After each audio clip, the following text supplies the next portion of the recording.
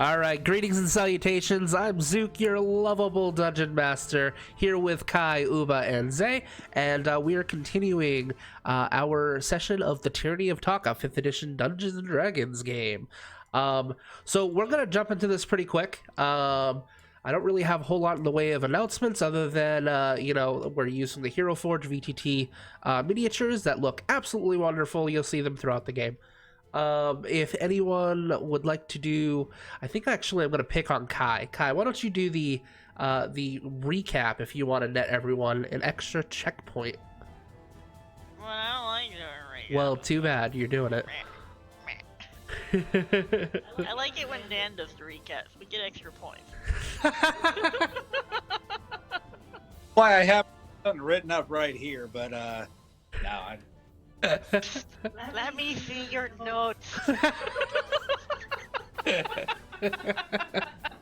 Real quick, just everyone stop listening. Give me your cell phone number. I'll go ahead and text it to you. Everyone else guard the next 10 seconds. Go ahead, give it to me right now. Oh, it's okay. I actually have Zook. Yeah, I skimmed over this thing earlier. yeah, because I do memory. write a summary after all the chapters, so you can use that for like a cheat sheet, I guess. Well, it also helps because we skipped last week, and I wanted to That's refresh true. my memory on what happened. Okay, so we got to the manor. We managed to get in. Bimkin immediately started poking around while Ash and Kovash, Kovash and Ash, went into the coat room. Cove Ash.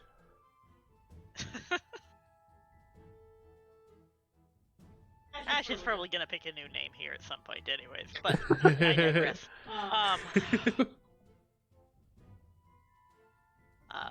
Poke around. We're told to go upstairs to sign into the logbook so we can get paid. Nobody actually signs the logbook. I remember Ash wrote, like, Mistvale Snakes.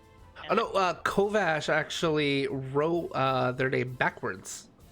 No, not backwards, but it wasn't backwards. it wasn't your name, a name Some with your random left name. hand. Yeah. And he did a pretty good job making it a believable signature. Yep. Can't remember what the name was. I have to admit, I don't know. Yeah. It's all good. And then I remember we were being nosy upstairs, and Ash failed at picking a lock. Bimkin got it, I but did then it. another guard found us. We managed to convince him it was already unlocked, though, so it's fine. Bimkin just got to stand there and chat with him for like an hour. About benefits and whatnot. Yeah.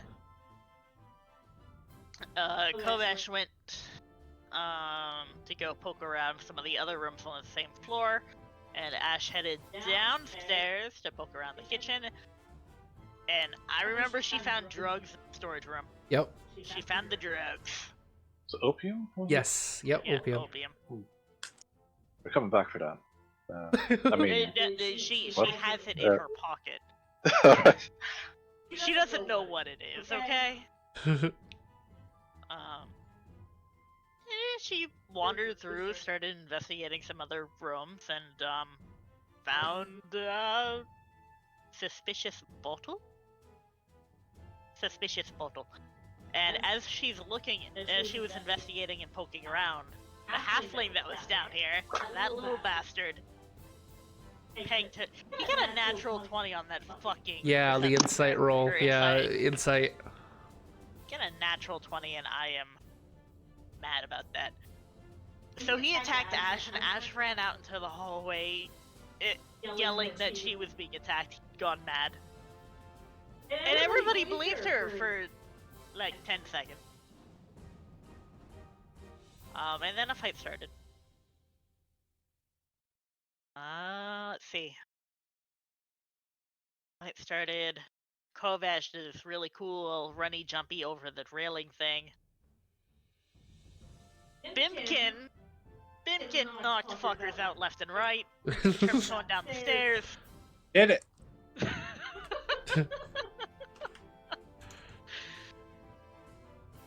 And when everything was said and done, the halfling road had been turned into a pile of dust by a radiant. What spell did I use? Radiant smite. Radiant Blast, I believe. Radiant blast. It was radiant something. It was a radiant yeah. and glowy, and just he no longer exists. Radiant Flame. That one. Yeah, you fucking just destroyed him. Yep. And now we have like tied up all of the guards and hidden them in the coat room. Mm-hmm. Well, the ones that didn't die and turned into dust. Yeah, there was an ethical discussion for briefly. Yeah. Yeah, there was an ethical discussion because Kovash was about to murder them, and Bimkin's like, maybe not. Well, I mean, maybe not murder, because there was a legitimate reason behind it, but... Well, maybe not killing people who are unconscious on the floor. You know, they suck, but do they suck that badly? I mean, Yes. Oh, okay. Got more experience points for killing them. So, that what? We're not using XP. Right. Yeah. we went back to the kitchen because we heard something. We heard something and found two servants, like, crying back there because they were afraid we were gonna kill them, and we're like, no, please, we can explain. And they gave us some information. After Ash gave them 30 gold. We went upstairs, Bimkin kicked down a door. I did it. I did it. And now there's a tiefling with the arcane circle on her back. Yes. Glowy, glowy, glowy. Bullshit. All right. Also, Mayor Missville has a daughter? Question mark? Question mark? Hmm. Question mark. Wait, what? No, not Mayor Missville. The tiefling lady has The a daughter. tiefling. Yeah, I was like, wait a minute. I was like, I'm confused, okay? I'm tired. It's been a long day at work.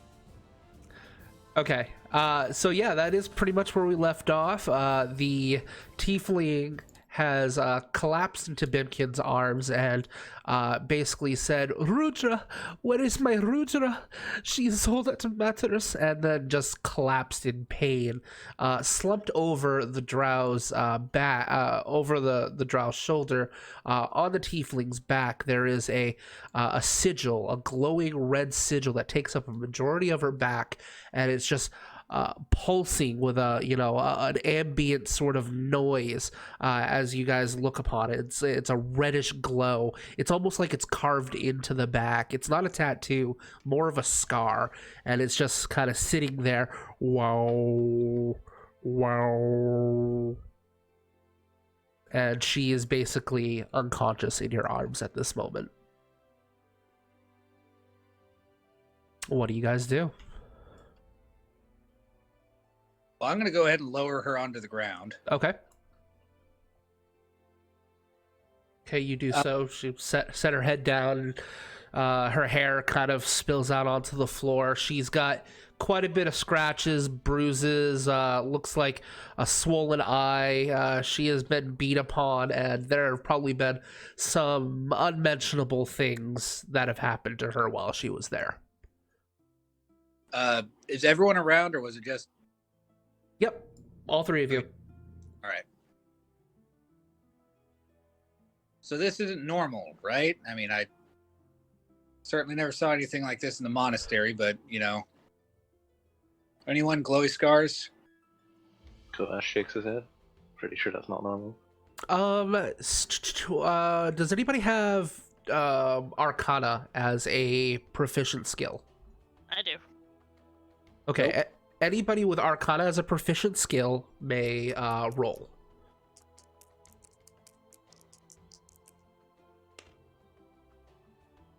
Ten. 10. You're unsure what the symbol relates to. You're just kind of, it looks like, I mean, you're a kid also, but Right. you've never seen really anything like this. There's a lack of kind of arcane, knowledge in talk as it is. So you're not sure what this is. Does does Kovash have Arcana? That's what I'm just looking that up now to see. Because I mean, you're an Eldritch Knight, so I was thinking that you might. Yeah, I'm looking to check because I didn't have it as a fighter, but when I become an Eldritch Knight, do I gain it? I don't think you gain it, so if you didn't have it already, you probably don't. But it might be something to look into. Yeah. Because when you guys get your next feat, or if you level up again, you can use that and exchange your previous feat with that if you wanted to.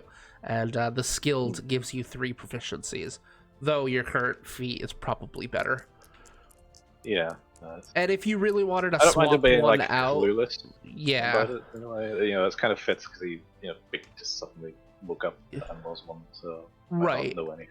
And like at your next level up, if you wanted to swap out your a proficient skill that you may not be using as much for Arcana, I'll let you do that. All right. Okay. Yeah. Be better. But yeah, so yeah, if you're not proficient, then you have no idea what it is. It's obviously magical, but it's just you vaguely remember seeing the symbol in your dreams when all of the what's it called? When all of the fabrics of realities and that symbol was there, or at least a variation of that symbol. But other than knowing it's a magical sigil, it doesn't really ring any bells. Well, I'm going to use my last healing light, and she heals 1 HP. Okay. She is basically, you see the bruises and the cuts begin to recede in. There's an ambient glow around her as the damage is basically reversed. Her eyes flicker over a little, open a little bit. And she closes her eyes, but you can tell that she is conscious. She can hear you guys, but she's very weak. Do you think you could stand? If we could get you to a bed, I might be able to take a closer look and maybe help you out a little bit.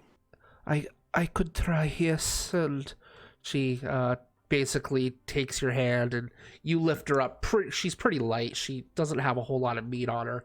And she stands and basically kind of limps over and where do you take her? Probably to her room?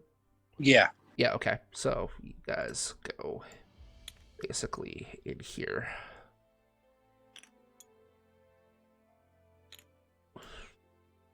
Okay, so yeah, you basically help her over to her bed, and she sits on the edge. She's not laying down or anything because you might need her for something, so she's basically sitting at the edge and looking up at the 3 of you. All right. I will use my herbalism kit and try to heal her up a little bit more. Okay, go ahead and make a medicine check. Oh, or rather, are you proficient with herbalism? With the herbalism kit? I think so. Okay. It just because you have one doesn't mean you're proficient. Yeah. So on your character sheet, look in the proficiency section and see if you're actually proficient in it. Where is the proficiency section? It should be in the bottom left of the D&D Beyond character sheet. Oh, yes, I am. Okay. So basically that's going to help you kind of make a solve. So it's probably going to take about 10 minutes of doing it. But you take out the mortar and pestles, some herbs that you have gathered on your journeys, and you begin basically, smushing it all together. So make an intelligence check, and you are proficient. Okay. So does that mean advantage or no? what? It just means that you get to add your proficiency bonus. So roll a die 20, add your intelligence modifier, and your proficiency bonus. Okay, that is 10. 10. Okay, so I mean, it's probably it's not gonna do a whole lot, but it'll at least soothe the pain a little bit. You apply it and you begin kind of wrapping her bandages up. Go ahead and make a medicine check. Okay. 9. It's you've done better jobs, but it'll at least make the you kind of fashion a little bit of a sling for her. You know, her arm that she was favoring a little bit. It's not the best job, but it'll do. Right. She doesn't heal anything, unfortunately, for it, but it's the thought that counts. Yep. And she Should I use one of my spells? she looks at the three of you and goes, thank you, but really you should be looking for Rudra. I am insignificant. Please find my daughter. Do you know where she might be? The only thing I can think of is that she is possibly in the attic. Other than that, I know. Wherever that bastard does his evil rituals. Okay. We're gonna circle back around to that after we've found her, because that's an interesting topic. But how do we get to the attic? The attic is accessible only through his room.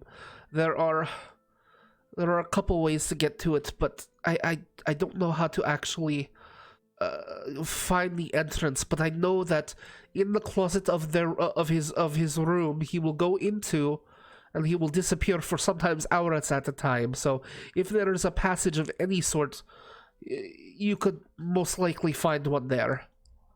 Okay, we're gonna go look for that, and then just stay here, and we'll All right. we'll be back.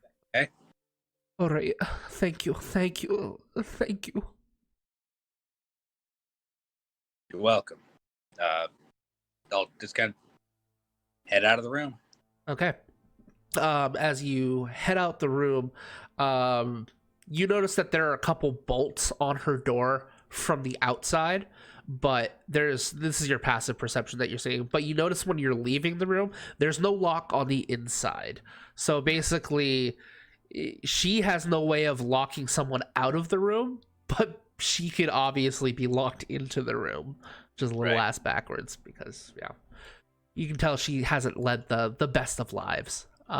Is there anything else that you guys want to do in this room or ask her at all before you guys move on? As far as I know, this is my first time in this room, so no. Okay.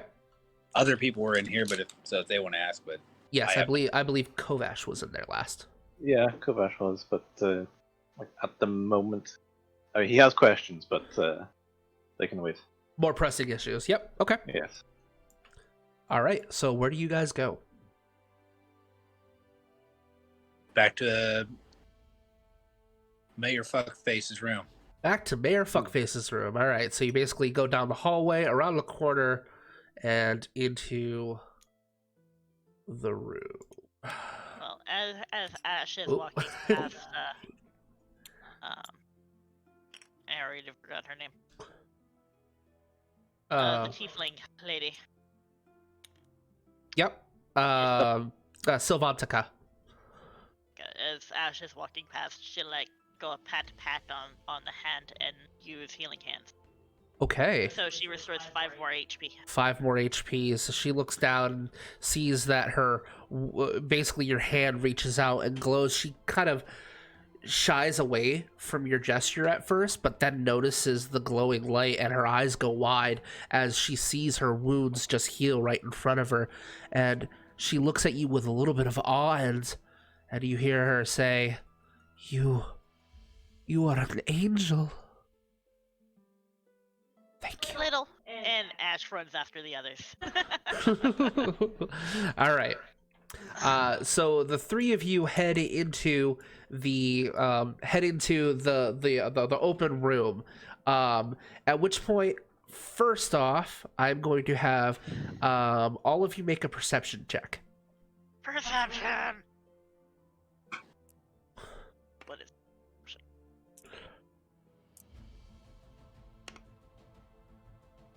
I got an 18. 18. Okay. Don't fuck me. I got a 7. 7. Okay. Yeah. That's appropriate.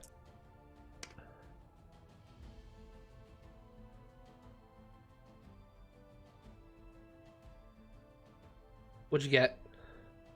Natural 1. Oh, okay. Ash is just like pleased with herself and happy that lady was not upset or anything at magic. Right.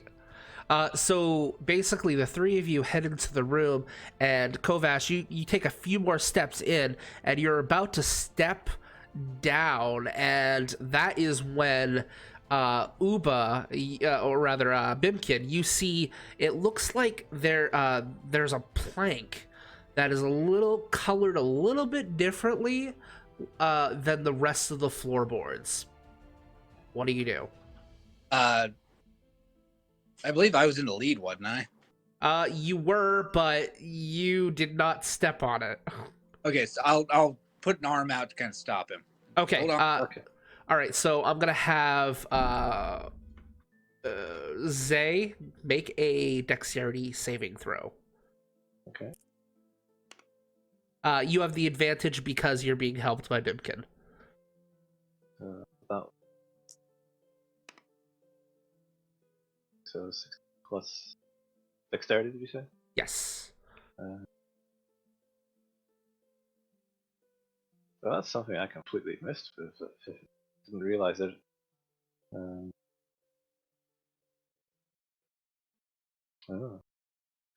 That's a +2, so 18. 18? All right. So basically, you're about to step down, and then you hear Bimkin say that to you, and basically places a hand on your shoulder, and you're about to step down with your right foot when you notice the same thing, and just slowly back up. So I'm gonna place you right here, and legit on my map, that is the tile that has the trap. Oh, right. All right. So what do you guys do?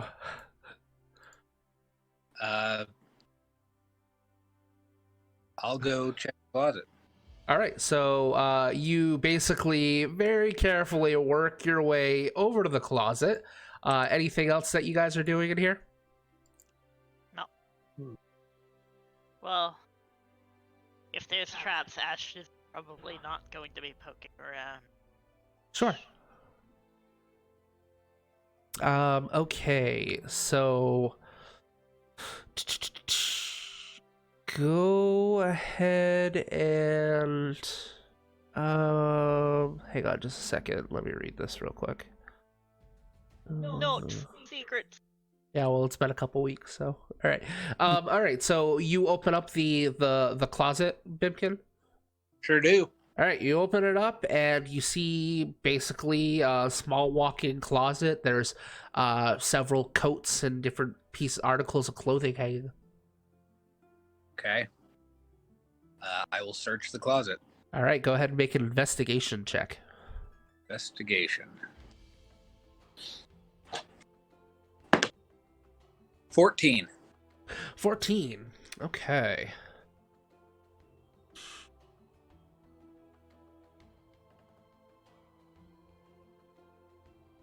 All right.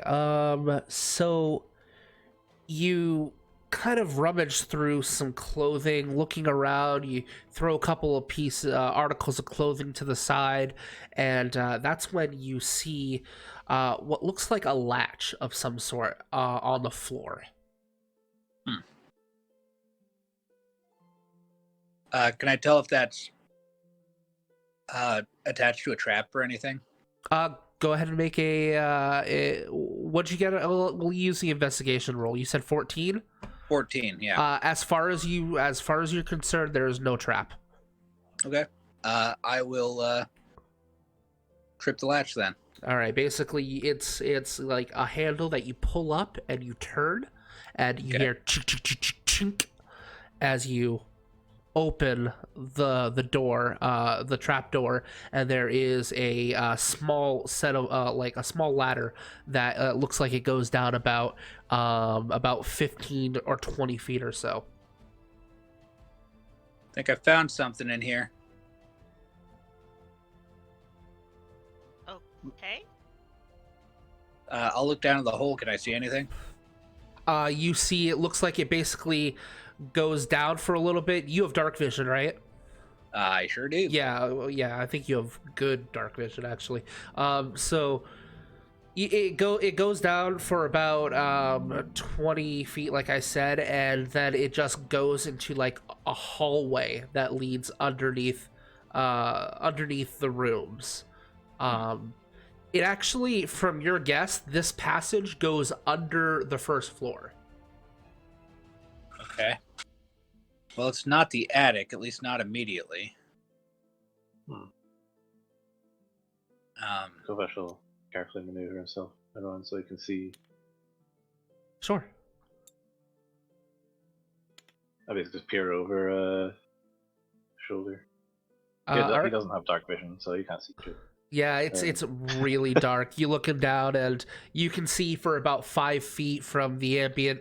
Actually, this whole room is this whole room's not lit. So that's probably why you no almost. light in here at all. There's no light. He's not home. The door was locked. There would be no light. So it is pretty fucking dark in there. Would the guard, when he came in to stand guard with Bimkin, would he have lit something so he could have seen? There's probably, yes, I'll say that he would have had like a hooded bullseye lantern that is in this room right here. Okay.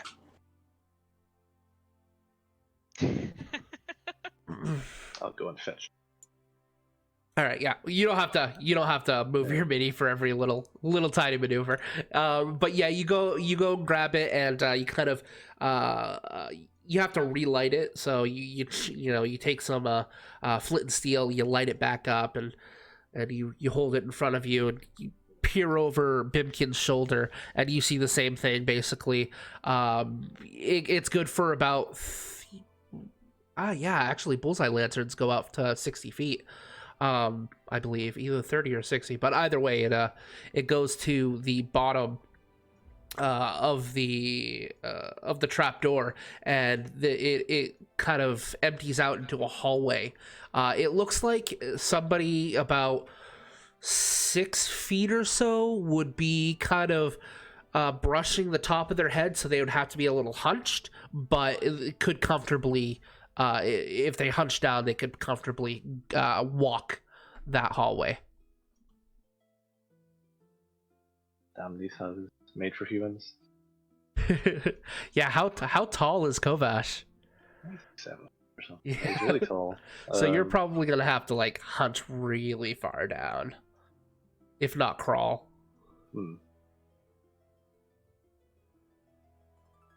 It'd be like a squatting walk. All right. So, what do you guys do? Well, this looks like the only way to get to the attic. Yeah. Ash, can you see in the dark? Yes. Okay. I will remind you guys that yes, while you have dark vision, you can see. You're not blinded. However, you are still at disadvantage on perception checks without a light source. So just keep that in mind. But you're not blinded, which is what Zay is without light. So. Okay. So what do you guys do? It looks like it might be kind of a tight fit. Do you want to come down, Kovash, or do you want to look, or me to take a look, or? I'll come down, because if anything happens, he'll just, he'll put his shield on his back so we can hold the lamp.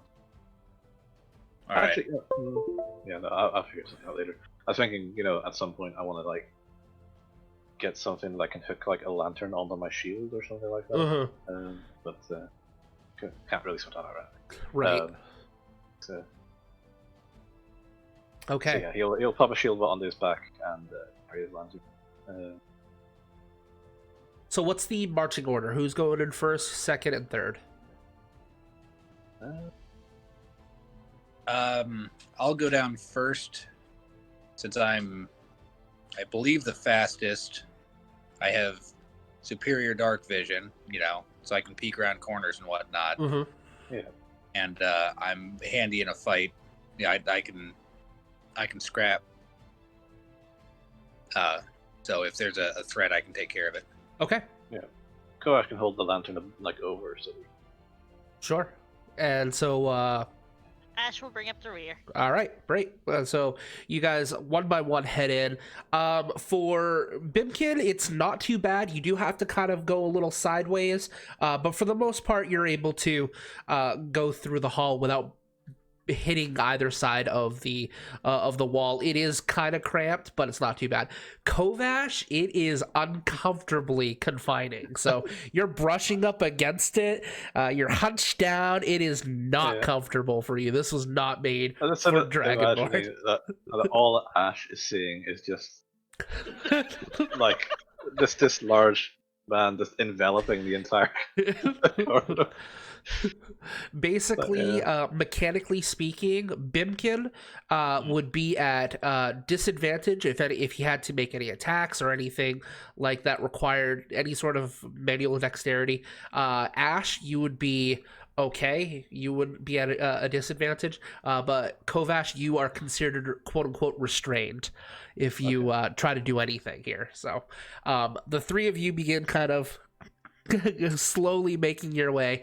And it goes. It kind of the path curves and continues on for about 60 feet. And then you get to the end of the wall, at which point you see what looks like a ladder going up, another trapdoor, and there is a small crank.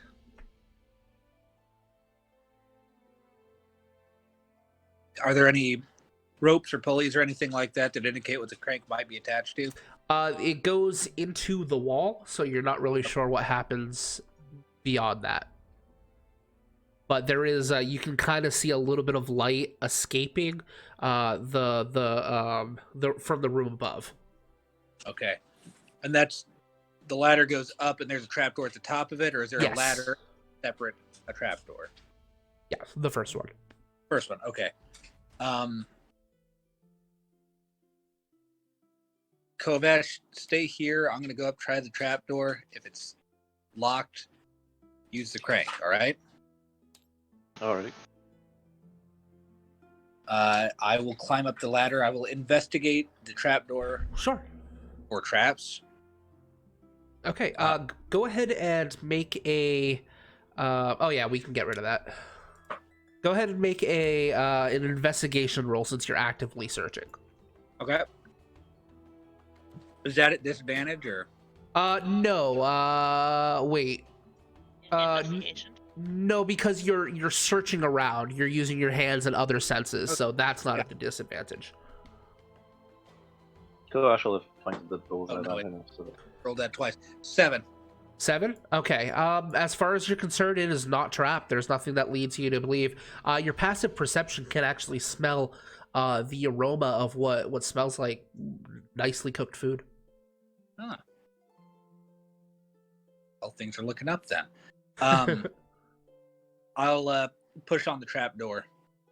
Okay. You push on the trap door, and it feels like there's something heavy weighing it down. All right. I'll look down and go, Kovash, try the crank. Okay, I will try the crank. All right, you begin cranking it clockwise, and you cut. It gives you a little bit of resistance, but with your strength, it's really not an issue. And as he does, you can kind of see the light become a little bit more prominent. The trapdoor doesn't like totally open or anything, but you can hear something above being dragged across, and then basically he gets to the end where he can't turn it anymore, and and you try the trapdoor again. Yeah, just real easy, like peeking. I'm not putting my shoulder into it or anything, just easing it up. Okay, so basically you peek up and you are right here. You look up, and the first thing you see is the dining room with several plates of food, and basically the room where everything kind of went to shit. Damn it! You found the other way. Ash found the entrance. You found where exit outs to. Okay. And there weren't any other branching paths on the way? Not in that passage, no. Huh. Well, I really doubt that Mayor, what's his name? Mist Veil. Mistvale. I really don't think Mistvale probably spends hours in a passageway that leads from his bedroom to the dining room, so we have to have missed. Okay, so what do you do? Did any of you see anything on our way? Since you guys, it's really dark there. Well, you have the lantern, so you wouldn't be at a disadvantage because you're still holding the lantern, right, Zay? Yeah. Okay, Kovash. Yeah. So with your passive perceptions, there wasn't any like markings on the walls. There wasn't really anything other than just the path. You're getting the idea. Actually, I'll have you roll an insight check to kind of get the gist of what this hallway, what this passage is for. All of us? Yeah, whoever wants to kind of get an idea of what it's for. 14. 14, okay. I'm not feeling very insightful today. With 3. Apparently I'm performing like shit today. okay, so with a 14, Bimkin, you kind of get the idea that this is likely basically just a route to escape. If something happened and he was like facing an assassin or something and he needed to get the fuck out of his house, he could go into the closet, go into this hallway and get the fuck out. Okay, what do you guys do? Well, I guess we're going back to the closet. Ash will go back through the passageway because Kovash is in front of her. Okay. So Ash, you go back. Kovash, do Kovash is going up the ladder and taking the easier route. taking the easier route, yeah. Yeah. It Make actually. my way. Go ahead. I'll make my way back upstairs too. The Okay. long one. So we'll just, for expedience sake, we'll just put you back in this room. You guys are kind of mindful of that platform you saw, but you're looking around. All right, so you're back in Miss Vale's room. The first thing Kovash does whenever he walks in the Mistvale room is look up. Is there anything in the ceiling that looks like a door for an attic? Like, you know, the way you'd get those ones that you pull down and the ladder slides out? Not that you can see, but if you guys want to start looking around and searching the room, you're more than welcome to do so. Basically, a thorough investigation of the room. I'll do that in the closet. Sure, all of you can do that. So you're doing it specifically in the closet, Bimkin? Yeah. Okay. I mean, she said that he would go in that closet and spend hours, and Right. Ash will help Bimkin. So you're gonna assist? Okay. So who has the better investigation? God, I hope it's him because I've been rolling like ass. Get, I have +1. You got the better one. Okay. So Ash, why don't you roll at the advantage? Kovash is just investigating the room. If you would rather him roll, he can. That's up to you. All right, let Dan roll because you're afraid. All right. Dan, Bimkin's using real dice, so Yeah. not a physics engine. Both Physics engine hates. of them came up 14, so 15. 15. Okay. Meanwhile, Kovash, what did you roll on your investigation? 14. 14. Okay. Yeah. Let me see that.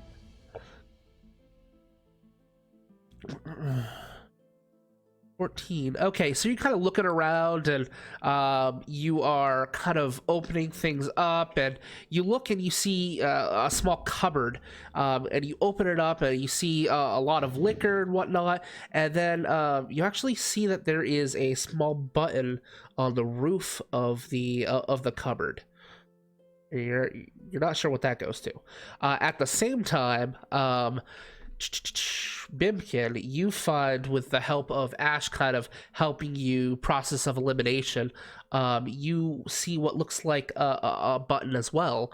That is, it looks like it's on the wall this time. Okay. You said it was a button? Yes. I will push that button. All right. I was going to say, if you don't, Ash will. Zay, are you pushing your button? Oh, we're all pushing buttons. Why not? Yeah, You're all sure. pushing buttons. Okay. Dangerous, but yeah. So Kovash, yeah, I'm gonna go with you first. You're basically feeling around. You see that button, and you press it, and you hear as a drawer opens up, and you see what looks like a little what is it called? A ring box, a box that you would normally put a ring in. Okay. Interesting. Do you open it? I look at it. All right. You look at the box, or you open? I sort of, I take note of it and sort of. It is a velvet box that looks like you would put jewelry in. Okay. Is it all? Is it like? Is it open? Like, just the drawer open? The little box. The drawer opened, and you see what looks like that little velvety red, jewel like ring box. Hmm.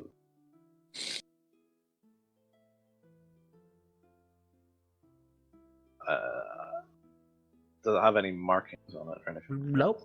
Just... Nope. Looks like a ring box. Kovash will point this out to say that I pressed a button in there and that drawer opened. So, Bimkin, as you're kind of feeling around, you see that button, you press it, you hear Kovash say that right as the wall in front of you actually and slides open, leading into another room. I found a room, so yeah. Oh. What's the room look like? The room looks like a study. You're immediately surrounded by just a bunch of books, like bookshelves, different maps, scrolls. There's a desk in the center with a book opened up. It's basically a master study. Okay. I'll go in and look around. I'll let Ash go open the box if she wants to, because she didn't get to push a button. Ash wants to see what's in the box. In the velvet box that you Yeah. all right, so you kind of walk over, you look down, and you can see in the drawer. Have you taken the box out yet, Kovash? No, he was just pointing it out, so Okay. he's not like touched it yet. So yeah, it's about 2 inches by 2 inches. It's a small velvety ring box. Ash is curious and wants to open the box. You open the box. There is a ring inside. Hang on just a second. Well, it's a special ring. Maybe.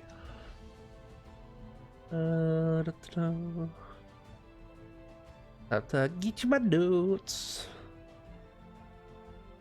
For when you only want the very best. Geeks Anonymous. Alright.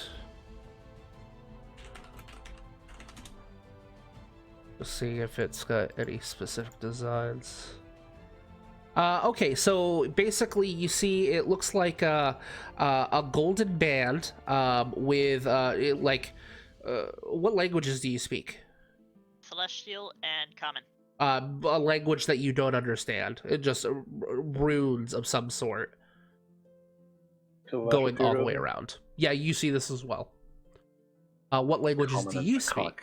It looks like it's a derivative of Draconic, but it's like encrypted almost. But you basically see the words the words that you can make out are like tell no lies. That's about all you can kind of understand. Interesting.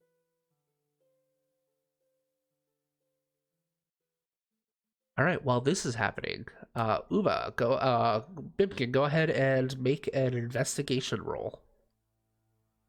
You said that you were looking around, I assume, right? 6. 6. Okay. So you're looking around, and it's a study. There's lots of books here. Nothing really is standing out to you. Do I see, if I look up, do I see any access to an attic? Doesn't look like it. Damn.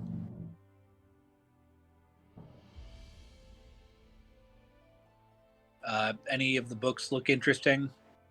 It looks like they're mostly like log books. Let's see. So basically, the desk is like littered with paperwork. It's weighed down with a single dagger that looks. It's a very beautiful dagger.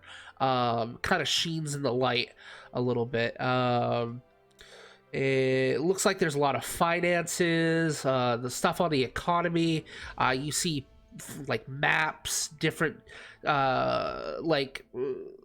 territory boundaries. Looks like there's history books on talk, and some like fictional work that he likely reads for leisure.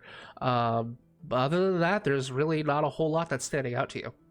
I don't see anything about Rudra written down. No, you do not.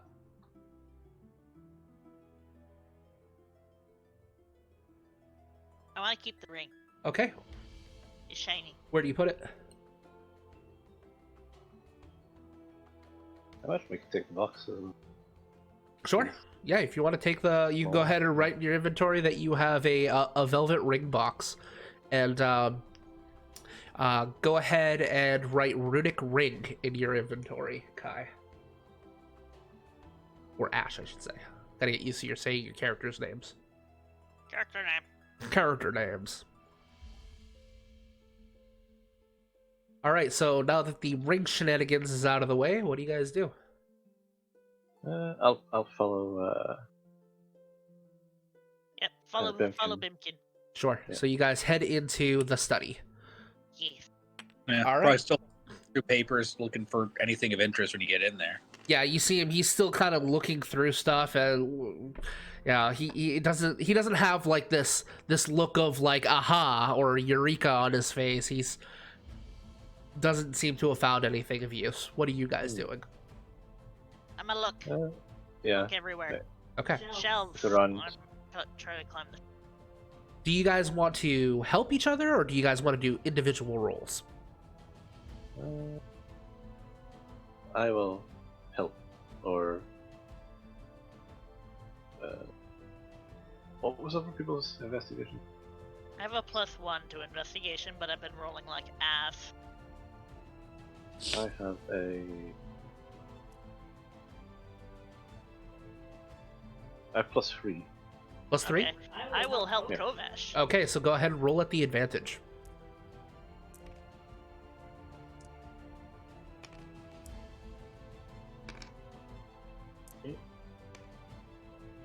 Wow. You didn't roll those 11. very well. No. 11. This looked like I flipped it. So, Yeah, I did. looking in the desk, you actually see basically the it looks like a blah, blah, blah, words. So you open up the desk and you see what looks like a bag, like a coin purse of something in one of the desks, and it's basically weighing down some paperworks, and it actually looks like blueprints. And you also see that silver that silver-ish dagger on the table as well. That is a pretty nice. It's pretty ornate. It's a nice looking dagger.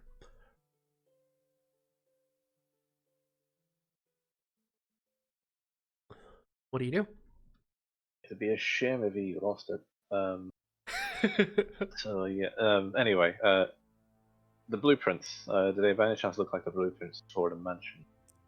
You're looking around, and yeah, You're guessing that because you kind of look through and you see what looks like, the master study and the different guest rooms, which, Sylvantica's room is listed as a quote unquote guest room, in the master bedroom. And judging by the position, you're thinking that yes, these are blueprints to the actual mansion.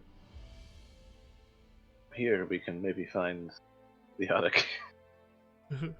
He'll like unfold them, roll them out or whatever on the desk. Sure. And okay, so you're looking around so and can... right off the bat, you do see that there is supposedly an entrance into the attic from the closet.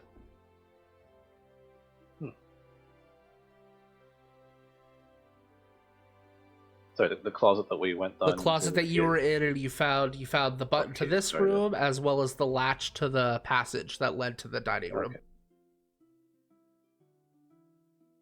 How many doors does this one room have? Ash is gonna wander back into the closet and look around. Okay. So I will give you advantage, just because you saw the blueprints and you know that there is somewheres. I am determined to find this thing. Are you fucking kidding me? What? I rolled a 3 and an 8, so that's a 9. You're just too short. You can't reach. I'm too short! It's like the difficulty's really low now because you guys have the blueprints. Ash is going to just start. Here, up there. I'm sorry, you broke up there. What? Can we take 20? Well, yeah, absolutely. So it takes you a little while. You're looking around. You see there's actually some the above the clothing. It looks like it's like purposely positioned in a corner that gets like 0 light. Even if you shine your torch, it gets like no light in it. And you see what looks like it is another little. It's like the smallest, probably the size of like a. Excuse me, of a gold coin, and there's a hole that you can. It's like big enough that you could put your finger into. I'll do it. Okay. I'll put my that weird thing. Shink! You've lost a finger. No, I'm just kidding. You put your finger up, and you can feel that it gives to a little bit of a pressure button, and you press it, and. You can see the door opens, and make a dexterity check. A dexterity saving throw.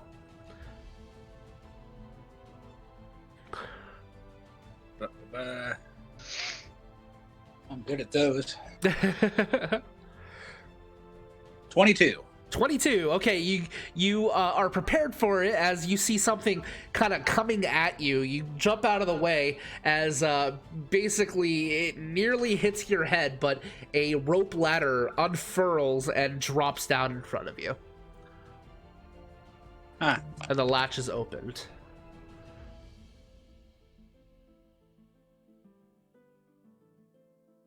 All right.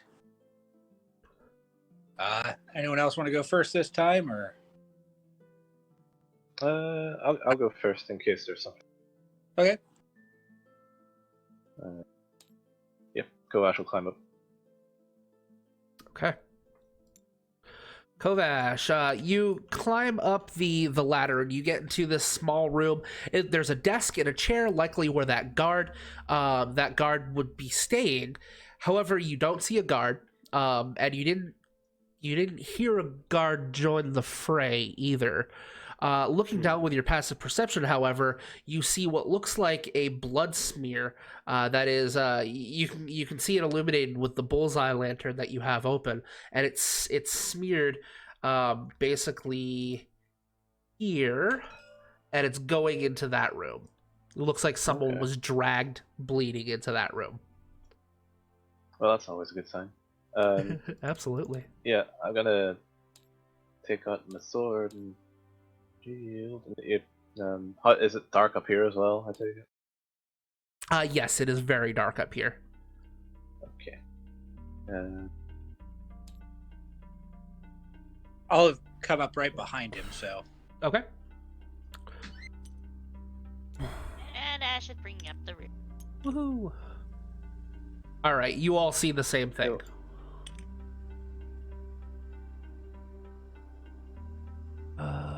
What room is that? That is. R.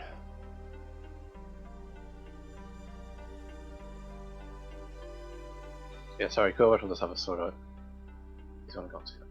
That's it. Yeah, he'll be just holding the lantern forward. Okay. So you hold the lantern forward. You see, you can kind of see into the other room, because there's no door there.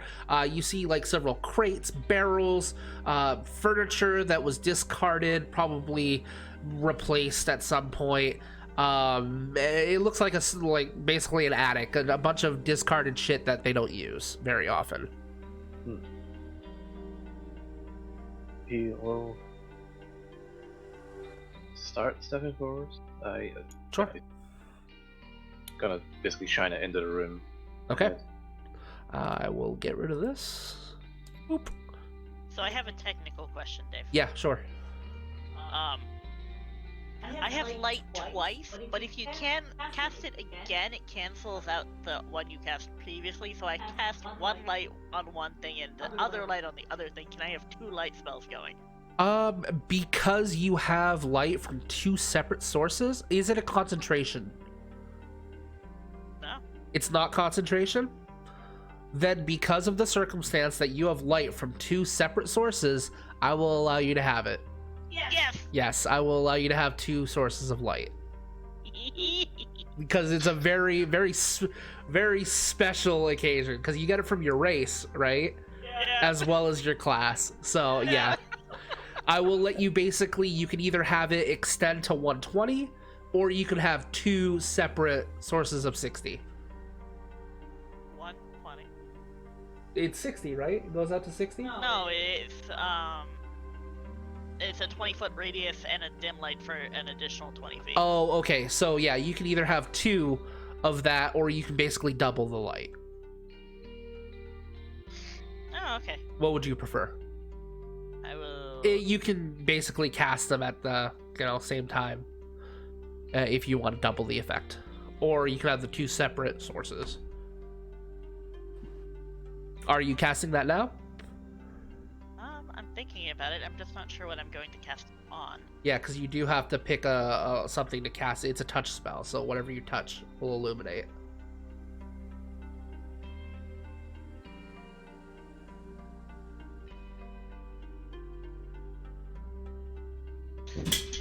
Okay. Ash is going to pull this piece of string out of her little side pouch, cast the double light on it, and tie it around her head.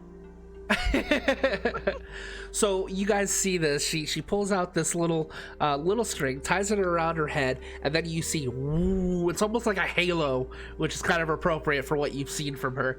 And it just it's almost blinding at first, that transition of light between darkness and light for both of you, even though you have dark vision, Bimpian. Right. But everything is illuminated, your eyes adjust, and there's a bright light glowing from Ash. Huh. You can save some of that oil on your bullseye lantern if you want to. Yeah, he'll turn it off and I don't know, hook it onto his belt or something. Sure. Yeah. Yeah. Belt. It has a hook exactly for that purpose. All right. What do you guys do? He'll take out his shield. I can show you the door, but you guys have to walk through it. He takes out Kovash takes out his shield and starts stepping in. Okay. Ash will follow because she is the source of light. So you're gonna take up the middle? Yeah. Okay. So yeah. I had a feeling this was gonna happen here. Ah, All right. let's just say I'm in that square. Yeah, it's good stuff. For when you only want the very best. I know. Oh. All right, so basically you get into the room. Hang on just a second. Let's see. Yeah, so you get in there, and obviously this is the main storage room. You see furniture, blankets, bed rolls, sorry, crates of like wine and ale.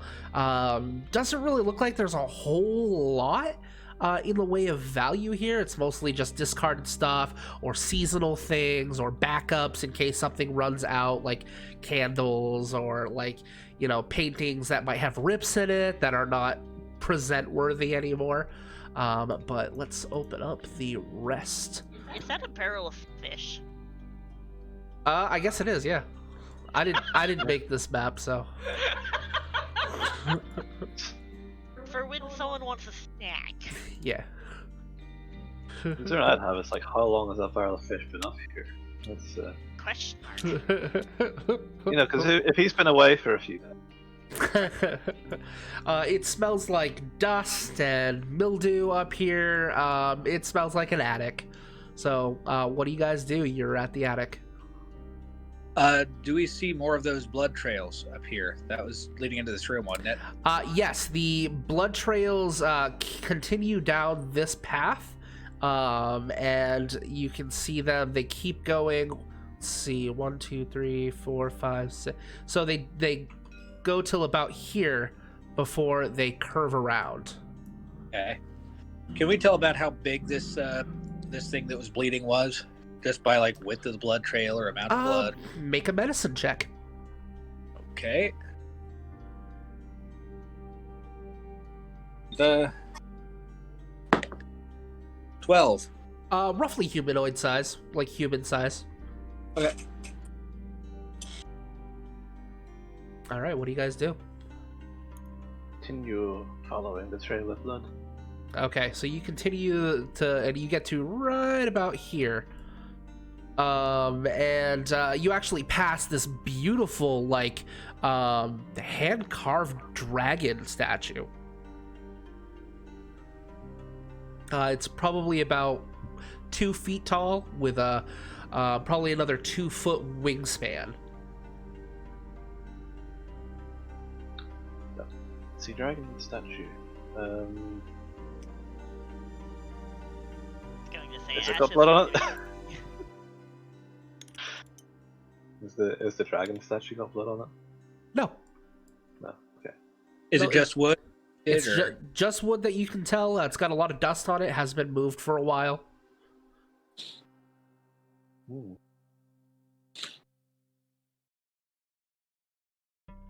The blood continues to over here. We could probably take a look at that statue on the way back out, Hmm. seeing as the blood seems to be the more pressing issue here. Yeah. So you look around the corner, you see where the blood is. It pools a little bit more in the area, like whatever it is stopped here, and it just the trail goes cold. I look up. You look up. You look up. It is an attic ceiling. Go ahead and make a perception Chest. check. Put all those dice over here.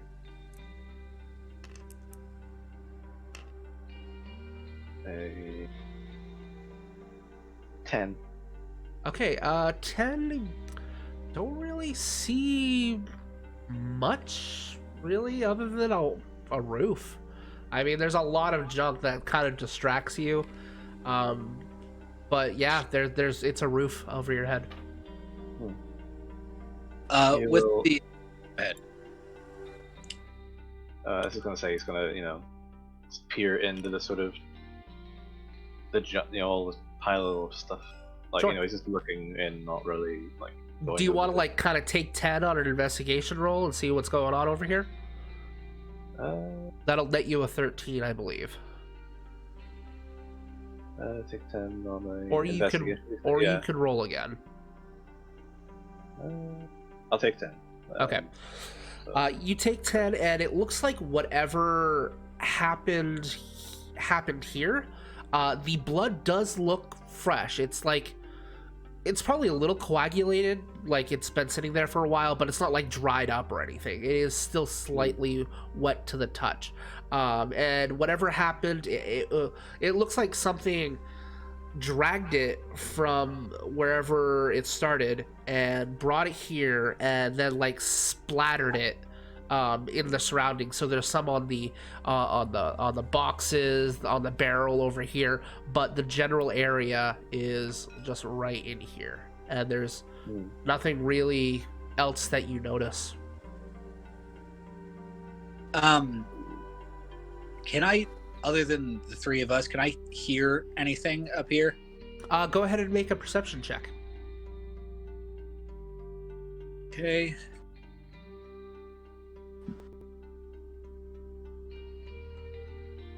$24. 24. Okay. You kind of are looking around with your dark vision, scanning over, and a little bit of light kind of reflects off in this direction over here, and you could have swore you saw something move. And maybe like a little shuffle, like something being dragged. But other than that, yeah, that's about the significance of it. Can I get around Kovash, or is he too beefy to?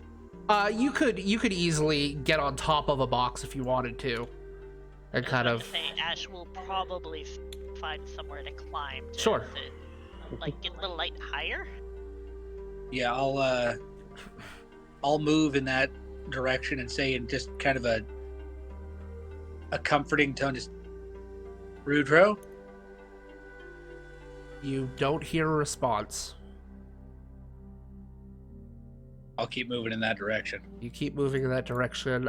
You get to a few stacks of barrels and stuff. You're kind of on top of a couple barrels right now. It's very cluttered in here. However, you do see what looks like an ornate chest. Okay. I'm gonna keep looking for the source of the shuffling that I think I heard. It's gotta be around here somewheres, but you're not seeing anything out of the ordinary.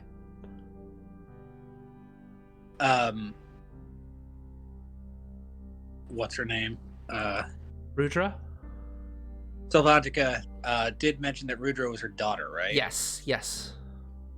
I'll go, Rudro, your mother sent us. No one really responds. Like, you're not getting any sort of. You don't hear anything. All right.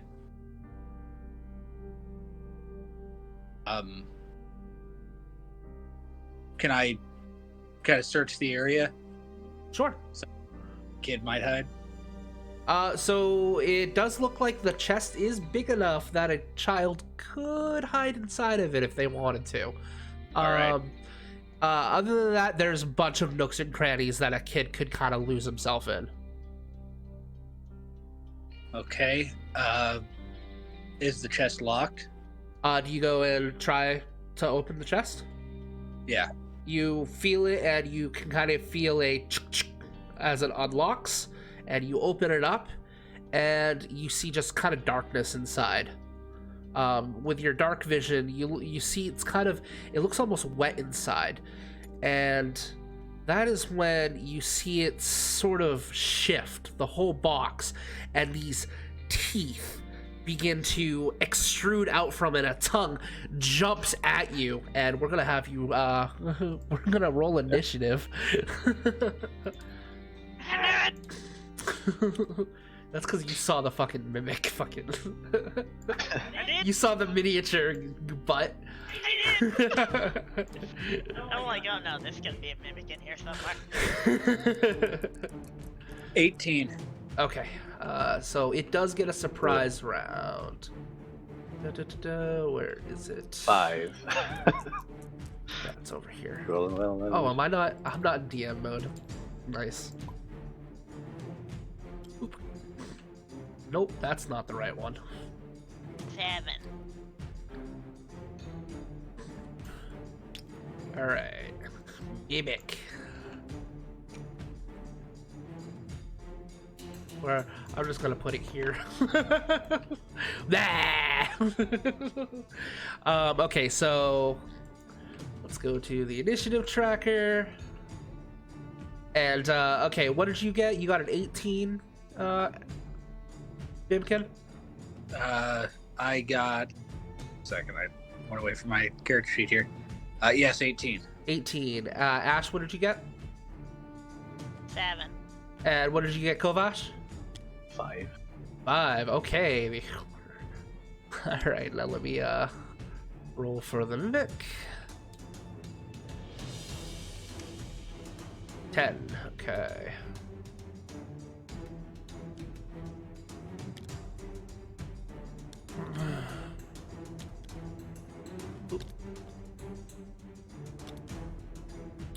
All right, so it basically with surprise rounds, there's no quote unquote surprise round. It's just a round that you are the surprise conditioned. So technically, it's Mimkin's turn, can't do anything, and then it's the Mimic's turn. So let me.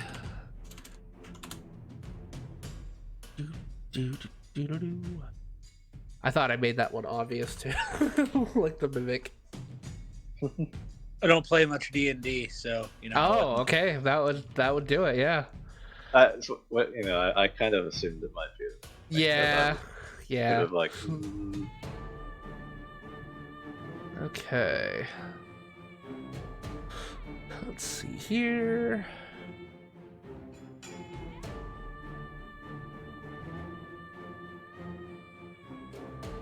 All right. What is your AC?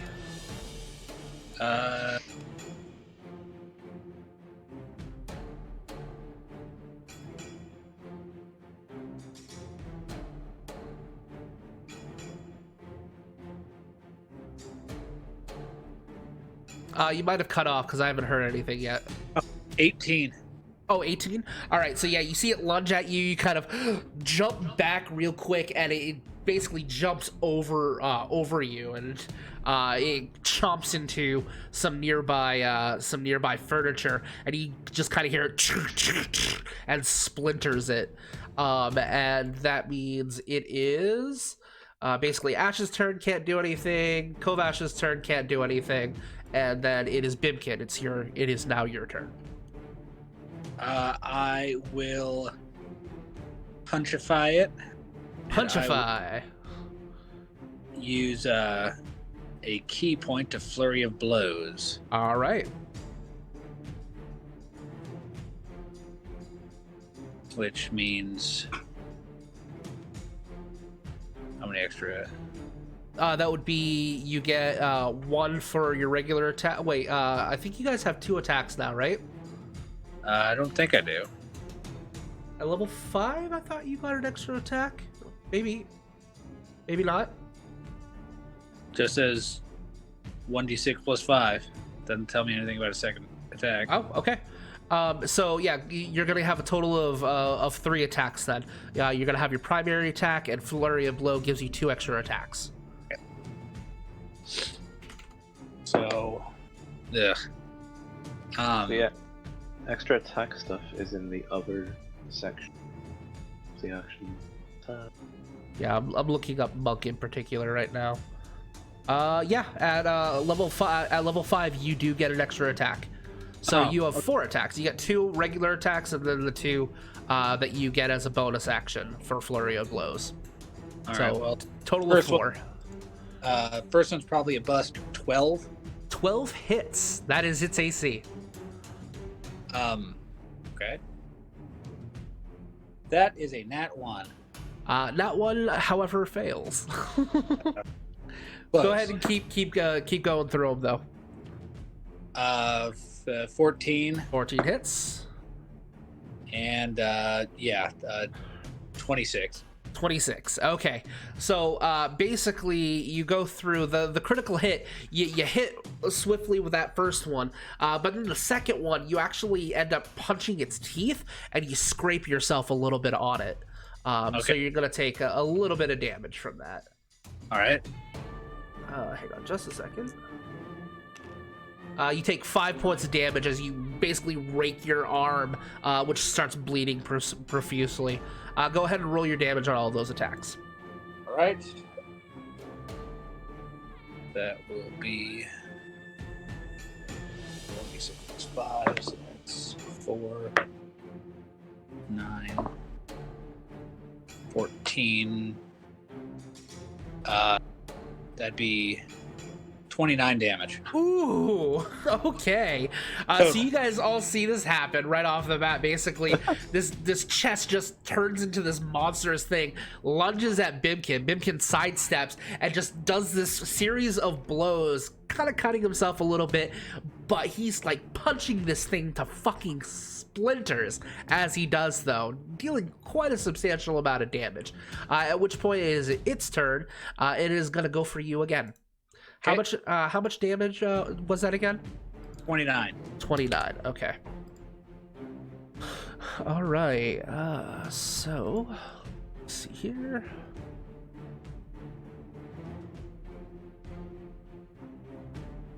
Okay, it is going to try to bite you. Chompy chomp.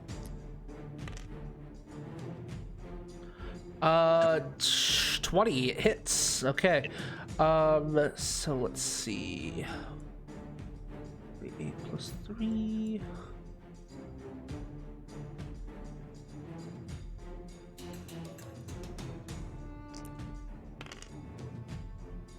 All right, so it basically chomps onto you as you feel its like digestive juices begin to like chomp onto that arm that was already bleeding. You take a total of 6 piercing damage, and let's see if... See, I have a question. So I say like that. 11 acid damage. What was that, Zay? Am I in this square? Let me see. Like, seems to be the one I'm in the most. Yes, we'll say that's where you are. Is this? Yeah. Is that? I don't know how diagonals work. 5th edition, but is that In 5? 5th edition, they simplified it. It's just 5 feet. Yeah, it's just adjacent. Yep. Can I use my reaction to? Where is it? Use my. Did you fighting take style. Sentinel? Oh, okay. Protection, which Oh, is okay. while wielding a shield and a creature you can see attacks a target other than you within 5 feet, you can use your reaction to impose disadvantage on the attack roll. Yes, Uses you a play can. Reaction. Okay, so you're using your reaction to impose disadvantage on it. Try to remember to do that beforehand, but let me roll. I'll let it slide because you're still kind of getting used to it, obviously. It still hits anyways, but good call. Just remember that you have that. Yeah. Okay. I'm hurting. Okay. So that makes it Ash's turn.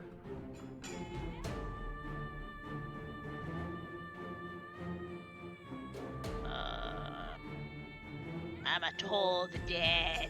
To the dead. Is that a saving throw that it has to roll, or do you roll? Wisdom saving throw. Wisdom saving throw. It's not very good at those because it is a box. It gets an 11. I believe that's a fail. Yeah, my save DC is 16. Yeah, it fails. So what does that do? It deals normally it would deal 2d8 necrotic damage, but because of missing hit points, it takes 2d12. Oh shit. 14. 14 points. Okay. 14 So necrotic damage. basically you conjure up like this bell of holy light that looms over you, and both of you kind of see this happen as you hear a gong and the shockwave blasts forward, and you can see it basically causes just like, it's almost like it getting hit with a fucking sledgehammer, and splinters fly everywhere. Okay, that did a substantial amount of damage to it. Kovash, it is your turn. I attack it twice. Okay. Yeah. So. Where's my dice? How much damage was that total?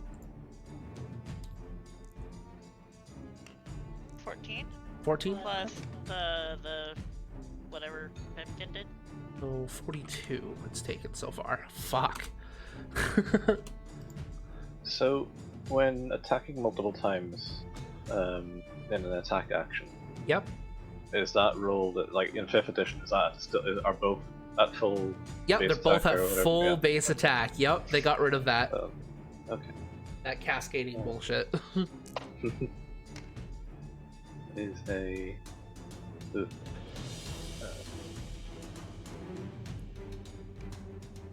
It is. So that's a 21 and an 8. Both of those hit. Wait, did you say 8? 18. Oh, 18. Yes, both Yeah, of those it's hit. it's plus 8 for my thing. That's Gotcha, yeah. thinking out loud. Okay, 1d8. 5. Okay. First attack is 8 damage. The second is 9 damage. So Okay. 17 damage. So basically, you see the kind of explosion of splinters as the Toll of the Dead gong, and you come down with your sword with two quick slashes right at the hinges, and you see the top of it like basically fall off, and it squirms and just kind of pools into this amorphous sort of blob that just kind of turns into this coagulated liquid. And there's this weird sensation, Bimkin, as you feel it basically drip off of your arm onto the floor. Ew. And it is dead. Yay! Okay, let's not open anything else up here. Are you okay, Vivkin? I'm not feeling so hot over here. But I can soldier on if we don't have any healing, but I'm not taking up point anymore. You also, since you guys aren't in a stressful situation right now, you can opt to make a short rest, where you spend some of your hit dice to recover some of your lost hit points. Okay. It's gonna be an hour worth of time, so that elapsing can have some consequences, but it is an option that you have. I'll be fine for right now, but like I said, I'm not taking up point. Let's make sure that Rudra is not in any danger here. Yeah. Yeah, I don't have much healing left. Okay. Kovash will, head forward a bit just to give Vivkin room to. All right, so you head to the end. You see it's a lot of junk on the way. Hang on just a second. Get back to my notes.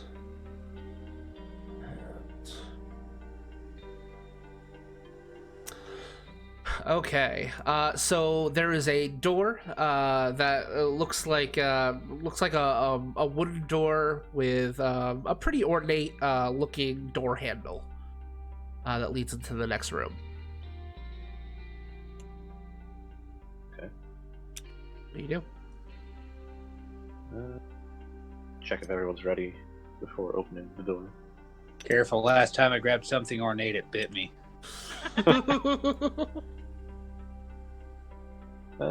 I will, before opening the door, I'm gonna put my head up against the side of it to try and listen. I don't know. Does Kovash have ears? I mean, how the fuck does this guy hear? Yeah, you've got basically the lizard ear thing going on. Yeah. Yeah, so he'll put his ear hole up against the door then, and try to see if he can hear anything on the other side before. Go ahead and make a perception roll.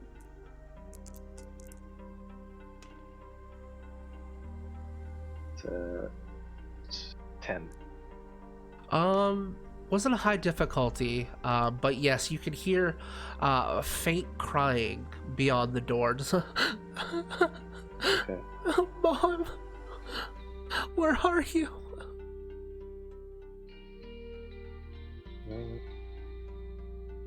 Kovash will turn to the other and say, I think she's in there. I can hear crying. Let's do it. Kovash will very carefully, open the door so he's not just throwing the door open and scaring the Sure. hell out of the child. So very slowly, you kind of open the door, and it is pitch black in there, completely void of light. However, the light coming from Ash kind of spills into it, revealing the room. You see what looks like it looks like there is like a drafting table straight ahead. There is a bench with some like bones and stuff on top of it. There is what looks like a desk as well with an open book, and standing in the corner over here, well, kind of hunched down in the corner over here, you see what looks like a figure hunched over and crying in the corner. Okay. I will carefully step in. Sure. You step in Yeah. and kind of look around. Ash, are you following? Yes. Okay, so the light kind of spills into the room more. And yeah, so you basically see it looks a little bit better with more of the light. But yeah, you see the drafting table, and right off the bat, what you can see, it looks like blueprints for an object. And upon closer inspection, you're kind of just glancing at it, it actually looks like the pacification bracer. But obviously that's not the focal point right now. There's a little girl crying. What do you do? I'll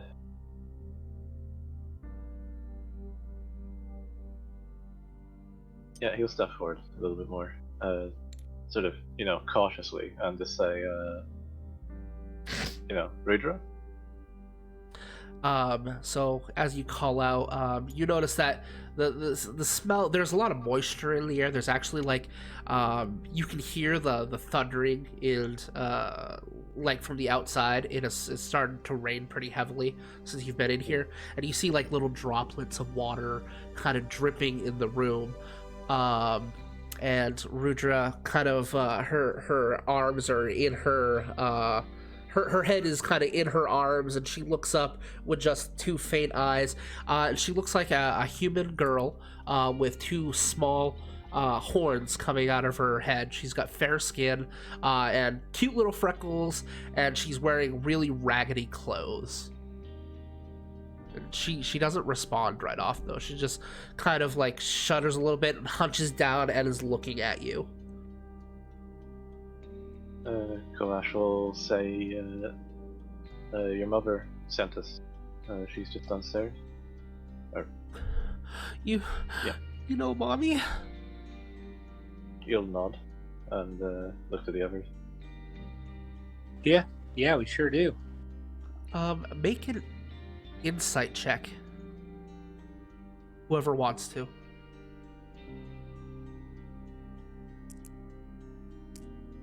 20. Not Ooh, now. Nice. I am forever not insightful. I got a 4. 15. First roll I've had over 10 all day. 15 is enough. You know she's distracted by something. You're not sure what.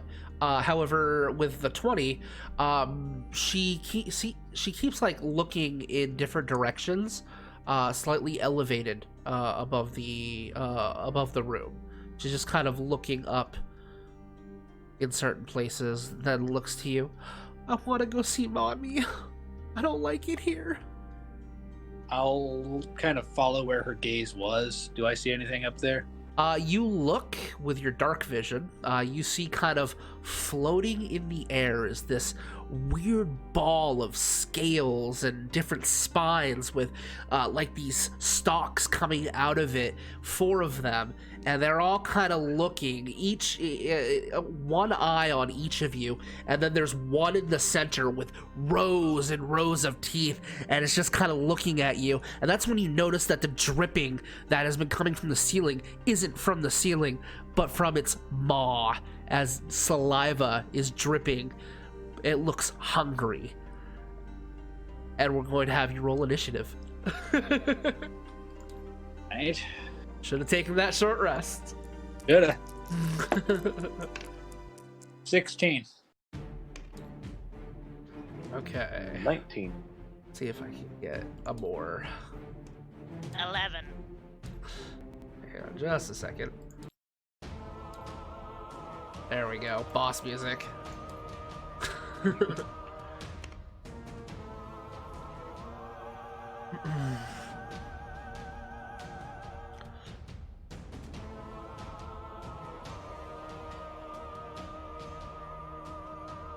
Hey, hang on just a second.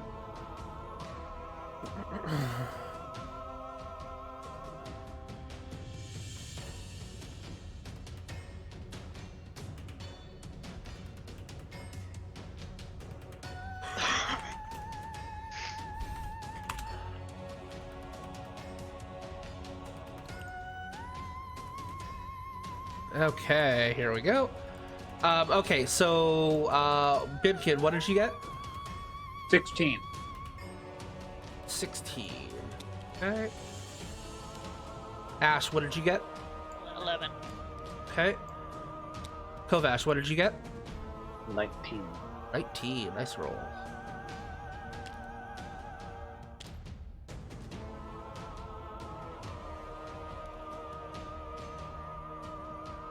All right, Bimkin, because of your perception check, you...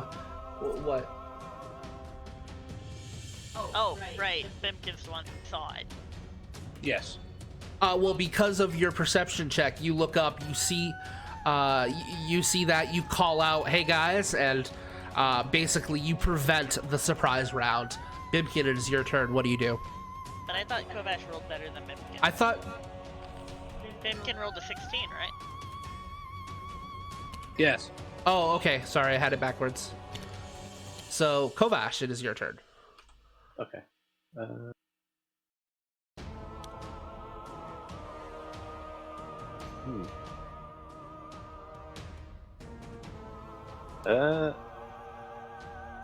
Yeah, coercion. Like, so you're saying the big maul thing, like right in the center of the room, so it's like literally right above It's Kovash. and yes. Ash. I'm putting him on the board now. Okay.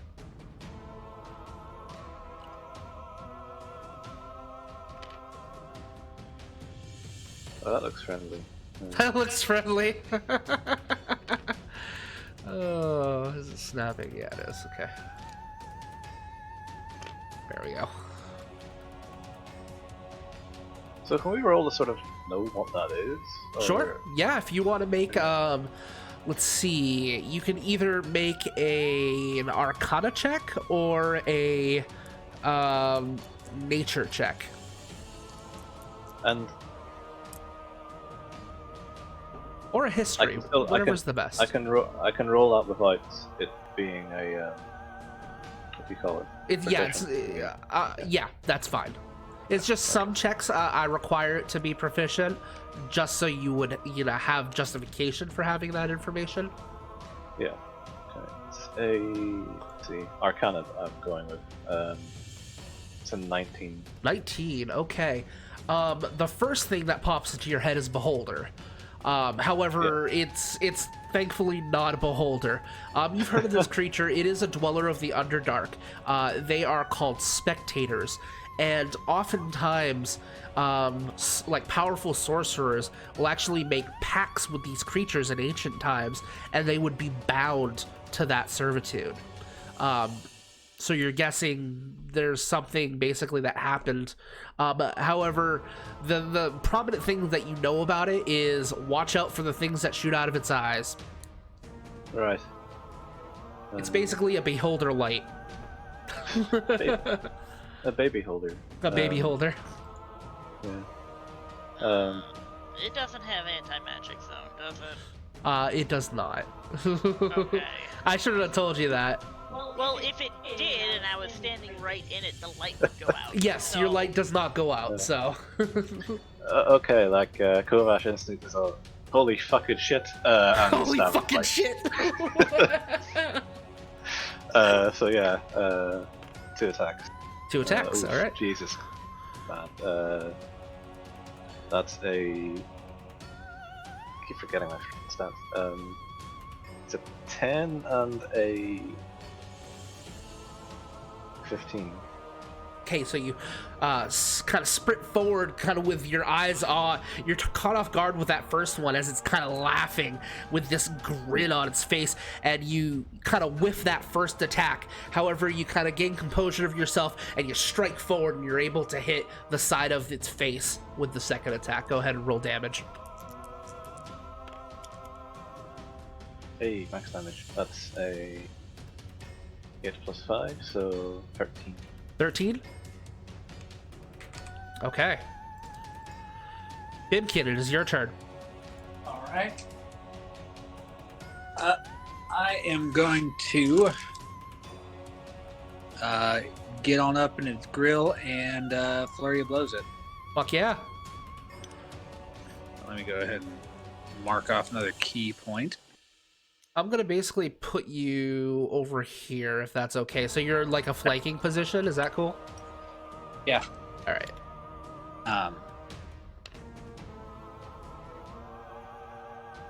So for attacks, 13. 13 does not hit. You kind of duck down, and it sees you coming with one of its eye stalks looking at you, and kind of wavers out of the way in the air, evading the first attack. All right, 22. 22, however, you duck down and jab it right in the back. 18. 18 also hits. You get that next blow. 14. And then ducking down, you kind of jump in the air with a nice back round kick, hitting it again. So that's 3 hits. All right, so that is...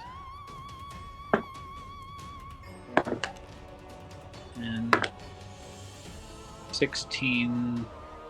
31 points of damage. Ooh, okay. Fucking DPS much. 31, you said? Yep. Okay. And then I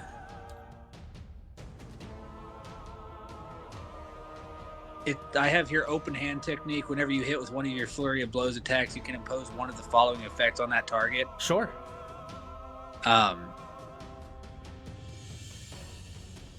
going to make it take 2 dex saving throws, DC 14. If it fails either of them, it falls prone. Oh, then shit. Third one, I will make it so it cannot take a reaction until the end of my next turn. Okay, let me just double check. All right. So as you do so, you notice it's actually not even gonna make the rolls, because you hit it, and you hit it in that soft spot. It kind of staggers a little bit, but it's literally just floating in air, and it is immune to the prone status. Ah, okay. Well, it can't take a reaction until the end of my next turn anyway. Okay, So good to know. All right, that makes it its turn. Let's see. So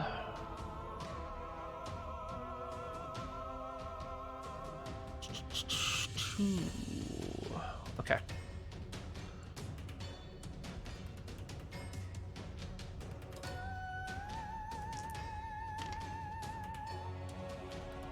Okay. Done. Roll the same one twice. Okay. So let's see, that hurt, so it's gonna beam its eye at you. So it's gonna shoot both Bimkin and Ash with a shot from one of its eye stalks, and then take a chomp at Kovash. So we'll start with Bimkin. Make a Constitution saving throw. Okay. 12. 12. Ooh.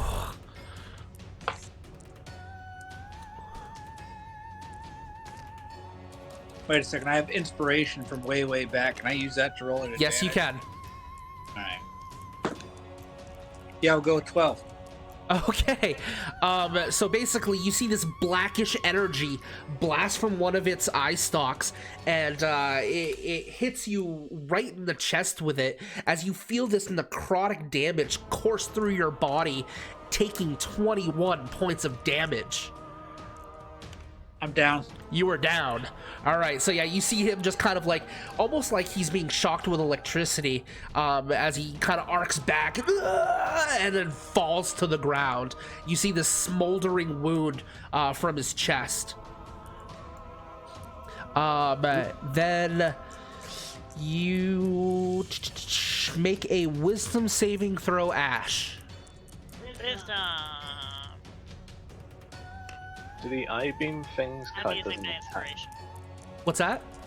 Do the eye beams count as an attack, or Let me like check. is it rolling to hit with these? Or? No, they're not attacks. They're effects that it can take an action. So, that's a good question.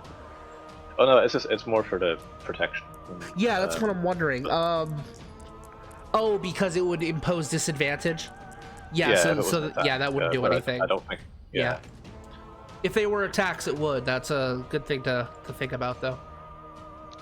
21. 21. Okay, so you're blasted with this kind of purplish glimmering aura around you as you feel it kind of trying to affect your mind as it grows bigger, kind of the blood dripping from its maw and its eyes kind of more imposing as it looks upon you, and it's trying to affect your mental capacity. But you kind of shake for a moment, you close your eyes, and you look back at it unaffected by its fear effect.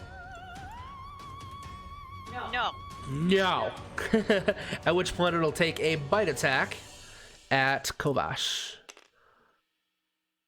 And it gets a natural 20. Oh boy. Oh boy. This is rough. Great. Well, bye guys. No, I'm just kidding. Sadly, I can't protect myself anymore. You take 10 That's points five. of damage as it chomps down on you with a fierce blow. 10. Yep.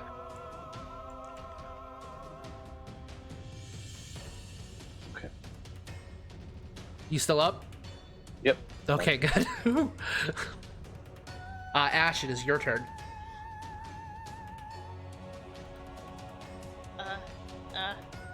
Ash is going to scurry around to Bimkin. Okay, how are you moving? Oh! Doesn't matter. You can't take an attack of opportunity. Because that's a reaction. Very nicely done. Alright, so you are able to get there with impunity. Okay, Bimkin is going to fucking heal 3d8. Ooh, nice call. 5. Good call.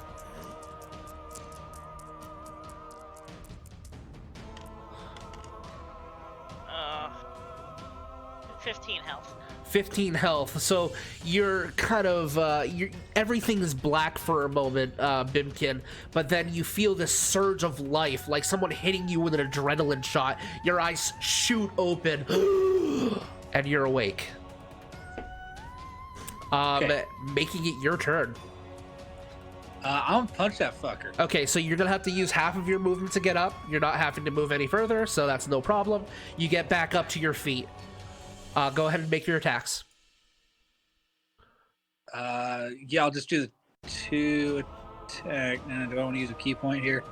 What the hell? It feels like a boss battle.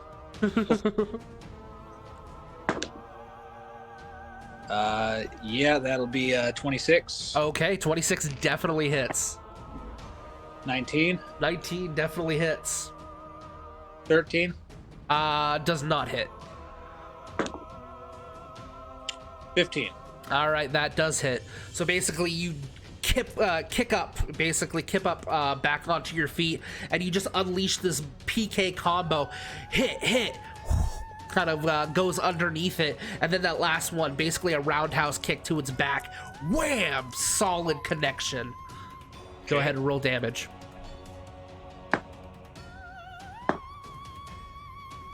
25. Total? Yes. All right, so basically you do this that kick combo, and you can feel that it has done a lot of damage. It's staggering slightly, and its eyes are starting to flail around a little bit. Kovash, it is your turn. I'll also make it once again that it cannot take a reaction until the end of my turn. Okay. You swapped to Kovesh and Vimkin again. Oh, did I? That's fine. Yep. Yeah, that's fine.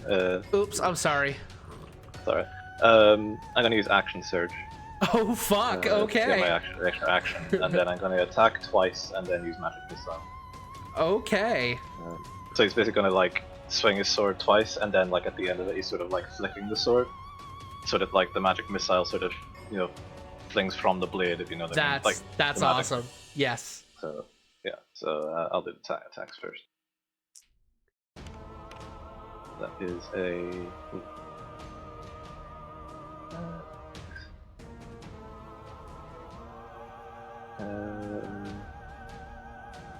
27 and 22. 27 and 23, 22 and 23 both hit. Okay. First one is a map is hard. 12. 12 and a 6, and then the magic missile. How many did I get at the start? How much does it I work? believe How does it it's 2d4 and then +1 for every level above. work? I Yeah. think. Art deals 1d4 plus 1 force damage to its target. Darts will create 3 glowing darts, and then it's whenever you use higher level spell Yes. slots, right? So it's just 3 darts, which are 1d4 each. So Nice. uh, And it automatically hits because magic missile is awesome. yep. I'm gonna grab more d4s because I want to roll them all at once. And how much did the slashes do? It was a 12 and a 6. Okay. So, yeah, slash So 18 slashing. 3, 4. So that's 10 from the magic missiles. 10 plus, you said, I'm sorry, it was 18? Yeah, 12 and 6, so 28. So 28 damage. All right. Go ahead and describe your kill for me.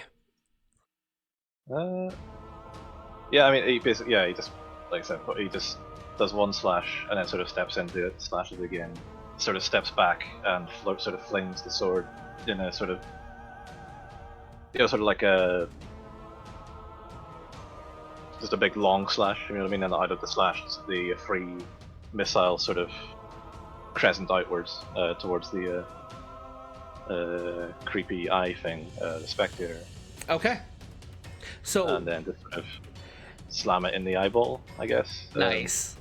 So you charge forward and you slice that first attack. One of the eye stalks just kind of slithers off and like slams up against the wall. You follow up with a second one, slashing another one off as you kind of conjure up 3 magic balls of energy and blast forward as they launch into its eyes. And there's this moment where they're in there and you can just like see them puncture through the eye and it starts to ooze and just like sick ichor begins to leak from it as the glow of the magic missiles is just kind of pulsing, and then it just explodes.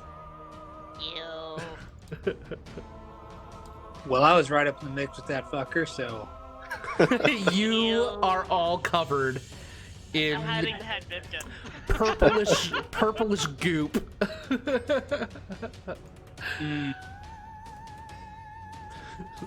nope, didn't like that. Nope, didn't like that. For the record, since we've been up here, I've been bitten by a treasure chest, almost killed, and now I'm covered in the thing that almost killed me. So, Not having the best of days. no. So, kid, you want mom or something? Because She's just sitting there, like her eyes are wide open, and she's staring at the 3 of you. That was awesome. okay. Right? Who are you guys? She kind of sniffles a little bit, wipes her eyes. Bimpkin. Hi. Bimkin? Hi. Are you an elf? Yeah. Wow. I've never met an elf before. Well, now you sure have. So, I'm an abomination. are you? She kind of nods her head happily. Yeah, Kovash wants to say something about it, but he sort of like thinks, okay. That sounds like mental damage for your mom to really address. Huh? Nothing. Just. She kind of turns her head and sees Ash and goes, "What's your name?" I'm Ash. How old are you? 11. I'm 8. He. Hi. And who are you? You're big. Just sort of say, I'm Kovash Terrazandian. Are you Kovash, a dragon? No, not quite. Dragonborn. Oh. That's so cool. I met a dragon!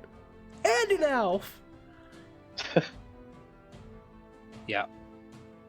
So, She seems to be coping well with this. Do you know where Mom is? Yeah, she's the one who sent us. She's downstairs. I Okay. can take you to her. Yeah. I don't like it here. It's You know scary. you know what? I don't like it here either. So, yeah. Hmm. Let's go find your mom. Okay. All right. All right. So, what do you guys do? I'm gonna put the hand and shuffle out of there and hope that someone does prestidigitation or knows where the bath is. That sounds like one hell of a luxury spell to have there. I have prestidigitation. But will you use it? Well, that's the question. Does she know that's one of the uses? It only works for a 1 cubic foot at a time, okay? Well, start at the top and work your way down. Kovash will give the room like a once over before we leave. Sure. Okay. So Quick investigation. go ahead Okay. and make an investigation roll. I will help, because we are here to look for things. Ooh, that's a good roll. Debbie seems to need it. Investigation. Yeah, it's gonna be a 22. I'm gonna roll it. Yeah, Holy I'll roll the shit. thing to see. No, Okay. Yeah, that's good. All right. So, jeez, what don't you find is more the question. So, you see this drafting table right here, and there are detailed plans outlining the process on how to construct a pacification bracer. Underneath it, you see what looks like a device that could kind of interlock into one. You also see like several papers and folders. Kind of, you're both, since Ash, you're assisting with this as well. Ash, what catches your eye is there is like this faint shimmer coming from over here. I'm gonna see what it is. As you go over to it, you see this long blade. It is a beautiful weapon. However, it is completely covered in dust, but you see a faint ray of light glowing from the blade that isn't covered with dust. It's shiny. She's gonna, like, very gently touch it and wipe some of the dust off. As you wipe the blade, it begins to glow. And it actually lights up a lot of the room. It kind of gets melded in with your light spell. But it is definitely glowing. Kovash, it's glowy like me. Like Kovash has sort of like had his face like right in the the blueprint thing, and then just sort of quickly looks over. What? You see a beautiful looking ornate longsword. It looks like it's like a silverish tint, and it gives off a bluish light. Hmm. It's kind of like swirling around and mixing with the holy vibrant gold light that's emitting from Ash. But yeah, it is a beautiful longsword. I do like the color blue. But he'll is it just sitting there without a scabbard? Yeah, it's just there. It's like it's not in a scabbard. It was just on the ground. And now it is in Ash's hands. What's your strength? Not high. 11. It's pretty heavy, but you're able to keep it up and like, yeah, you got a sword. I have a sword that is way too for me. Way too big. Okay, Kovash will, he'll set the blueprints and stuff that he was looking at down, and head over and sort of take the sword from Ash. Just, Sure. Okay. assuming that she like hands over. She'll let him take it. It's like, just snatches out of her hand. No, Give me that, it's mine. like the draconic instinct kicking in there. Must collect the shinies. No, he's more like inquisitive about it rather than. Sure. Yeah. Go ahead and make either a nature, history, or arcana check, whichever's best for you. They're literally all the same, so I'll go with arcana because I'll just go with the idea that any arcana knowledge he's getting is just coming from like weird, trippy magic dreams. That's a 14. 14. So you're not seeing any like runes or any magical sigils or anything like that. It does have a slight bluish tint to it. And what did you roll? Which one of those stats did you roll? Arcana? That was the arcana. Yeah. You've heard of this material before. It's actually chunks of the moon obis. It is an obonite moon-touched sword. It is not magical. Wow. Okay. This is the glowing light is a natural phenomenon that comes from the blade itself. Interesting. So you can go ahead and mark in your inventory that you now have a moon-touched blade. If you go to your character sheet, go to the equipment section and type in moon-touched, you should be able to find a moon-touched longsword. If I go to like the add, okay, yeah. Moon-touched longsword. Okay. And you also, Ash, while you're kind of looking at that and you're handing it over, and Kovash is kind of looking at the blade and inspecting it, and comes to that conclusion, you actually feel a loose board underneath your feet. Oh. What's that? You're like over here at this point. It's kind of underneath the rug, but you see what looks like a loose plank. Do you check inside? Yeah. All right, you open up and you see what looks like there's actually a chest. Hang on. Yeah, it's like right here, underneath the floorboards, and you kind of try to open it, but it's locked. Fuck that! I'm gonna pick fucking lock. Okay, go ahead and make a Thieves' Tools test.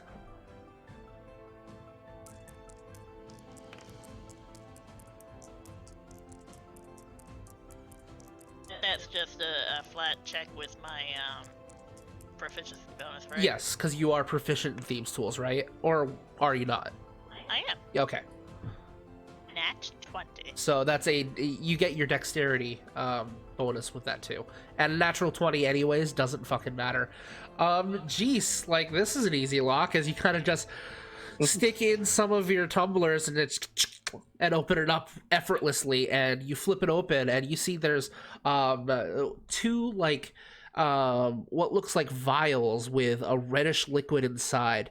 Another one that is also a reddish liquid, but it's a little bit bigger. You find coins just all over the place. It's probably a couple hundred gold coins. You see what looks like the image of four idols of a deity. Yeah, you would make a religion check real quick for me. It's a low DC. Low DC. See, does Ash ever fucking pay attention?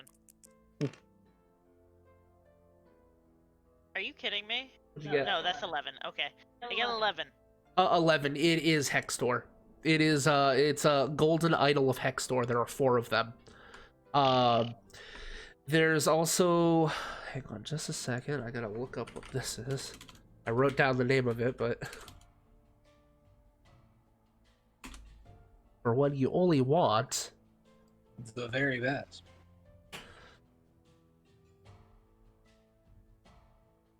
it looks like there is they're like those little spectacle glasses. They don't have like any things to put over your ear. They just kind of balance on your nose. And they're very beautiful, ornately crafted, golden rim, and they look very crystalline lenses over them. Ash is going to like try to peer through them. As you do so, you see like everything just looks different. Like everything's just more vibrant, easier to make out. The light definitely helps. While you're wearing it, you'll have advantage on any investigation rolls, intelligence investigation. Oh, They are called the Eyes of Minute Seeing.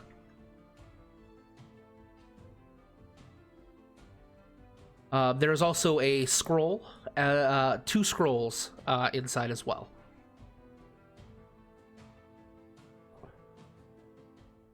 There's a total of 200 gold if you actually stop and count it.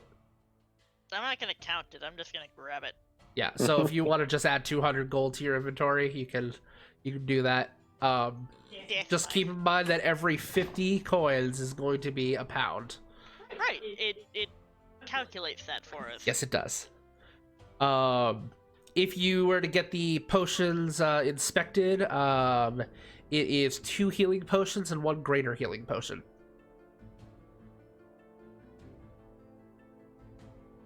Ash doesn't know that yet, but I'll mark Yeah. it down. And then 2 scrolls, you're not sure what they do. And I'm going to ignore the Idols of Hextor.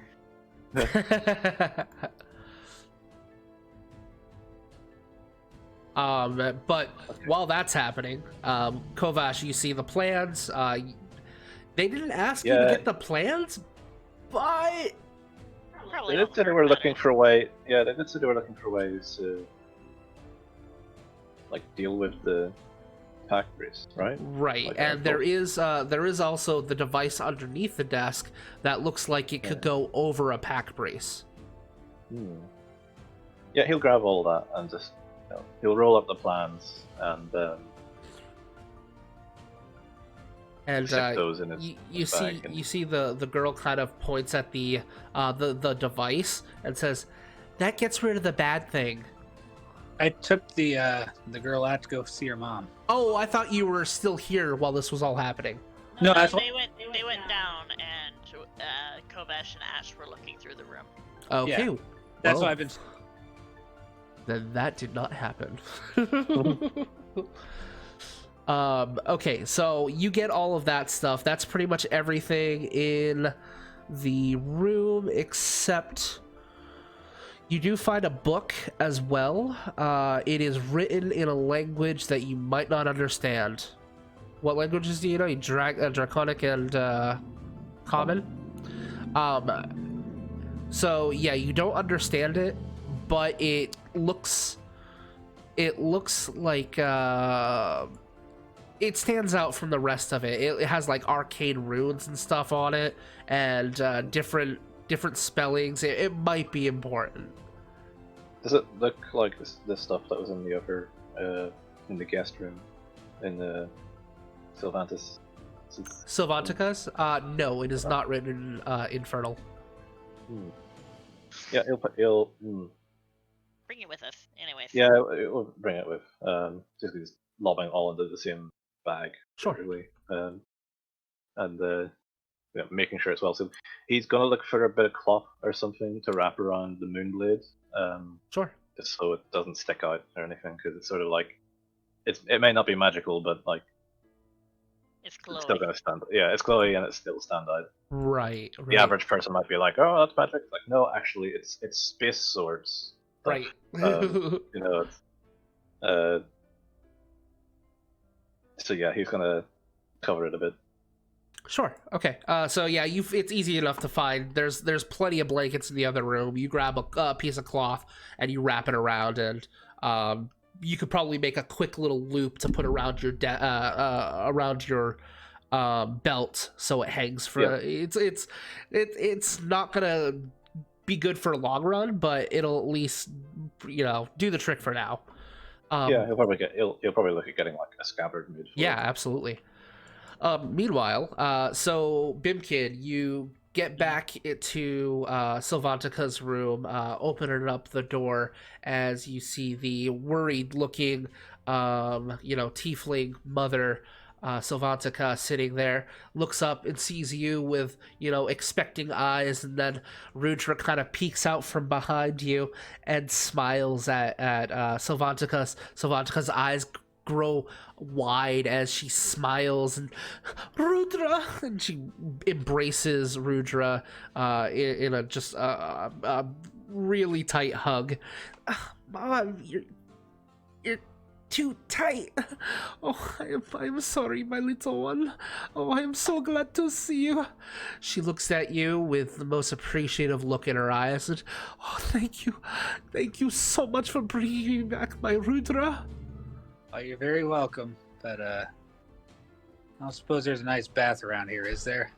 I can warm up a bath if you would like, yes? Probably shouldn't if it's gonna take that long. I would have to stock the coals and make the fire. I would be more than willing to. Nah, I'd probably get one back at the room, so... All right. So, why are you here? And what's the thing on your back? And why is she's an abomination? I have a lot of questions, but we'll start with those three. Rudra, you are not an abomination. You are my sunshine. You are a beautiful young lady. Do not listen to that bastard. Okay, Mommy, I'm sorry. It's just what Mr. Mistveil tells me all the time.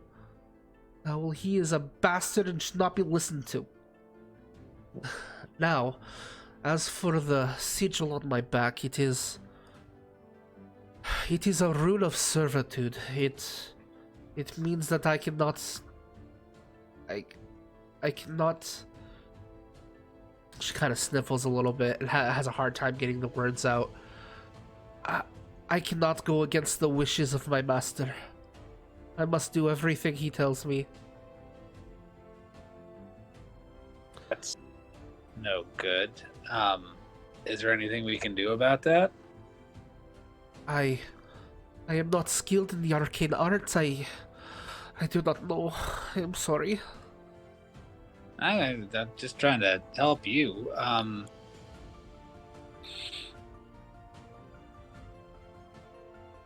You know what? Maybe Ash could help. I don't know, but maybe. Is that the little one? Yeah, that's her. Oh, okay. She glows and heals. You think that she could help me? Yeah, maybe she can. She kind of looks away and kind of nods at you. Was there another question? Did you ask 3 questions? Why are you here? But that's kind of covered under the mark of servitude. Gotcha. Okay. How did you come to be here? Could be another way to take. I have been in servitude ever since I was a little child. I am a tiefling, and our kinds are unfortunately highly, what is the word in common? Coveted, sought after. Well, I was sold into slavery as a young child, and it is all I know. Okay. And Rudra here, she is the best gift that I have ever gotten from that bastard of a master of mine. Yeah, that solves another question that I wasn't sure how to ask. Yeah. We'll see if... You mustn't tell anyone, though, because if anyone found out that he had a half-child with a servant, he would probably kill me. And I fear for the Rudra's life as well. Just when I think I can't like the guy any less, but okay. Well, we'll see what we... I forgot my invocation. What's your invocation? I have two of them. One lets me see normally in darkness, both magical and non-magical, to a distance of 120 feet. Whoops. And I can read all writing. Whoops. All right, but back to the roleplay. I'm sorry. I just read it and I'm like, oh. Whoops. But yeah, we'll have to see if Ash can help you out, or maybe Kovash. I don't know. I just occasionally make pretty lights, and okay. The pack bracing kind of hurt. Might you be so kind to answer one of my questions? Sure. Why are you here? You do not look like one of the mercenaries hired by Mistvale. I got hired for a job by people I'm not sure would want me talking about them. So. Right. I do not mean to pry. You have done me a great service today. It's an understandable question. They wanted us to find. You know what? If you can't deny the order of your boss, maybe I shouldn't tell you before we take care of that. That way you can't tell on us. Oh, all right. Okay. If we get that taken care of, yeah, I'll tell you just whatever you want to know. Oh, all right. Yeah. It's about that time. You guys basically get all of your gear, all of the stuff that you found up there, and make your way out. And you can kind of hear the tail end of this conversation as you make your way down the hallway. And the both of you can hear the footsteps coming towards them, and Sylvantica looks a little bit worried and holds Rudra closely. It's okay. We're all friends here. The light spell is still going, so you just see the light coming down the hall. So yeah, the kind of the dancing shadows of the light spell as you two kind of come around the corner and come into the room. I'm lifting that dragon on the way out. Okay, You're stealing the dragon figure? Yeah, go ahead. It's a little cumbersome, but yeah, it's you can tie it to your backpack or something. But yeah, go ahead and write dragon figurine. Somewhere's your inventory. Yeah. It just sort of like passes it, sort of like, walks. This is mine now. Steps and sort of like goes, yeah, I'm gonna have that. I get the feeling we have enough dirt on this guy that he's not gonna be needing it anymore. Mommy, he's a dragon. Perhaps, maybe one day he was. Long time ago. Thank you both again for all of your help, all three of you. So, either of you know what to do with the Mark of Servitude? I will let you both roll an Arcana check if you would like. Yep, I'll.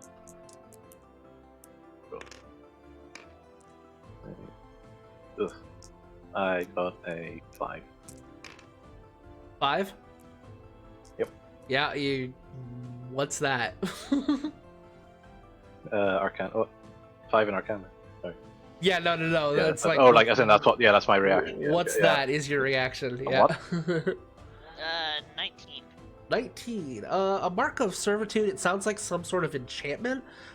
You've kind of heard from some of the like passing in like bums and lowlifes of the cities from from the town that there are these magics that can actually get rid of other magics that you hear like the spell breakers actually have quite often.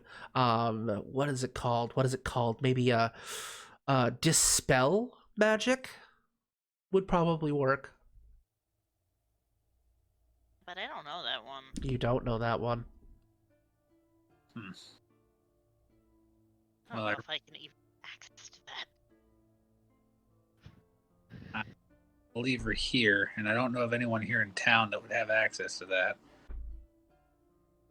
Don't know any other spellcasters in town. Do I? None of the No. people. Okay.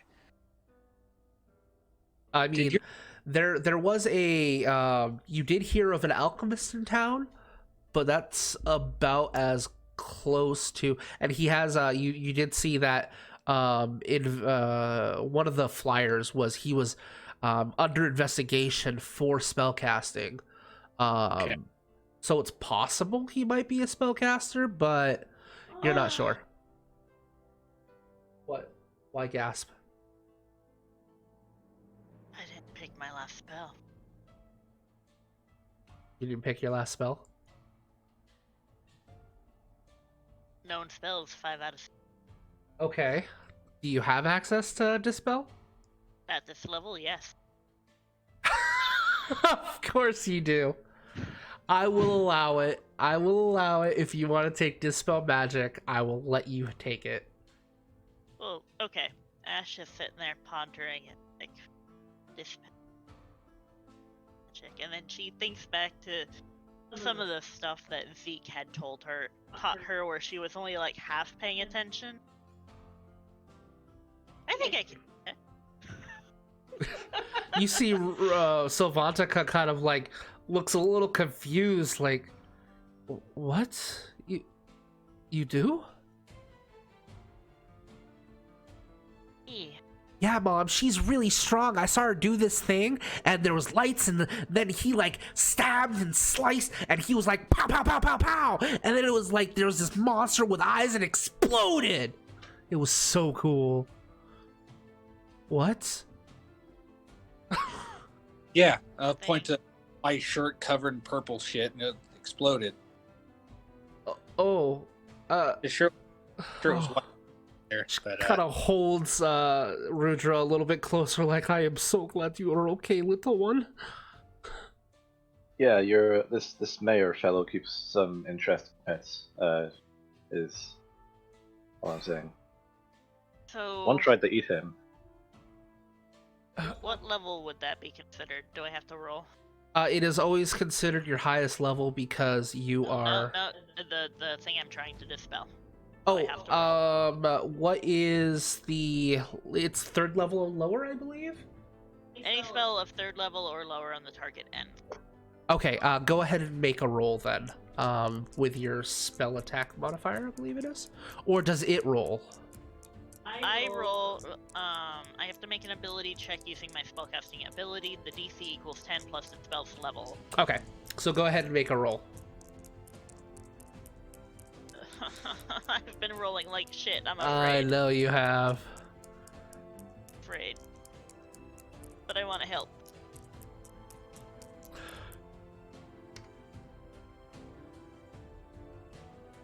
Uh, 24. So, you think for a moment what Ezekiel taught you about keeping the essence, that holy power inside of you, and your eyes glow this golden color as you see you project that golden energy around Rudra's back, and then it's almost like a sound of shattering glass as you see the rune literally just break off of her back, and the scars heal over, and it stops glowing entirely. And she goes, what was that? Did it work? Oh, thank you, my little one. And she grabs a hold of you, kisses you on the forehead. You are a fantastic little child. Do not let anyone tell you otherwise. I mean, I don't let them anyways.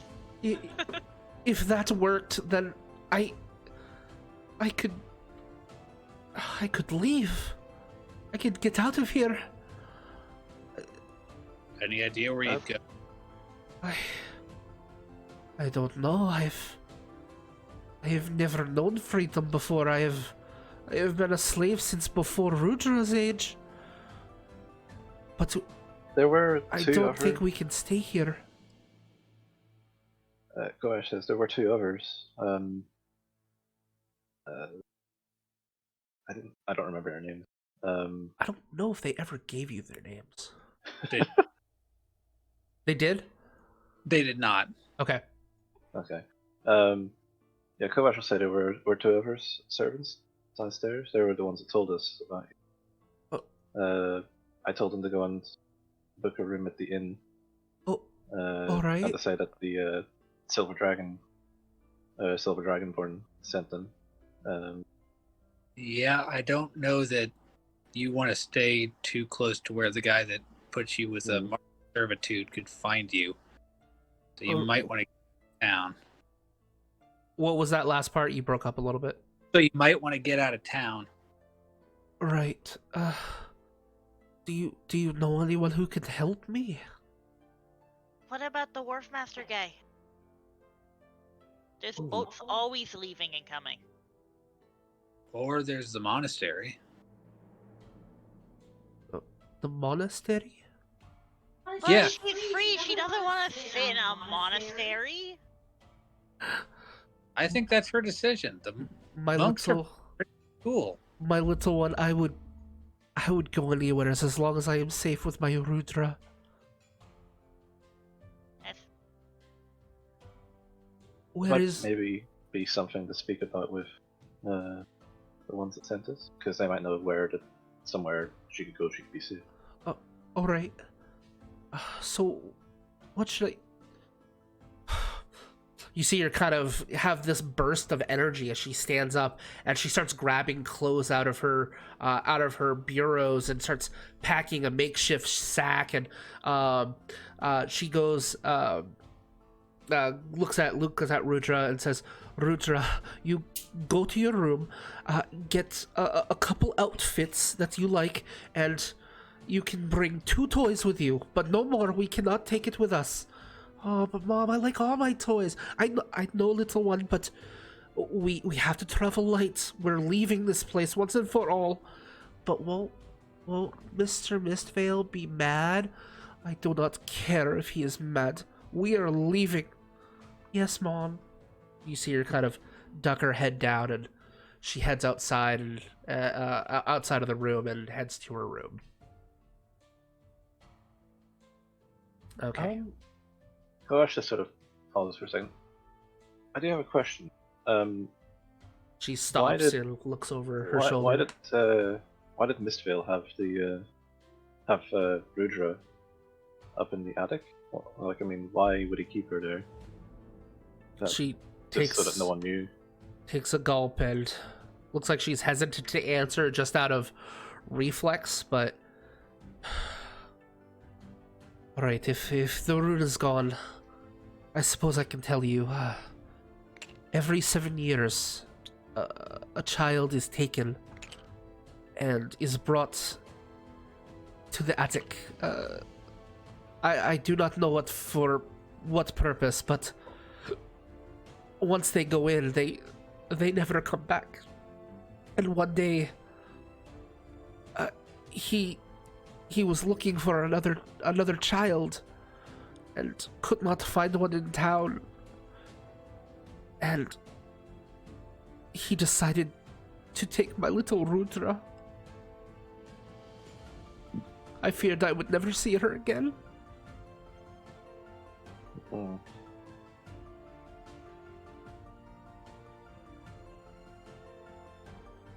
Strange. Every 7 years? Every 7 years, yes. Does that number seem significant in any way? That's out of character question. To Kovash. Yeah. Make an Arcana check.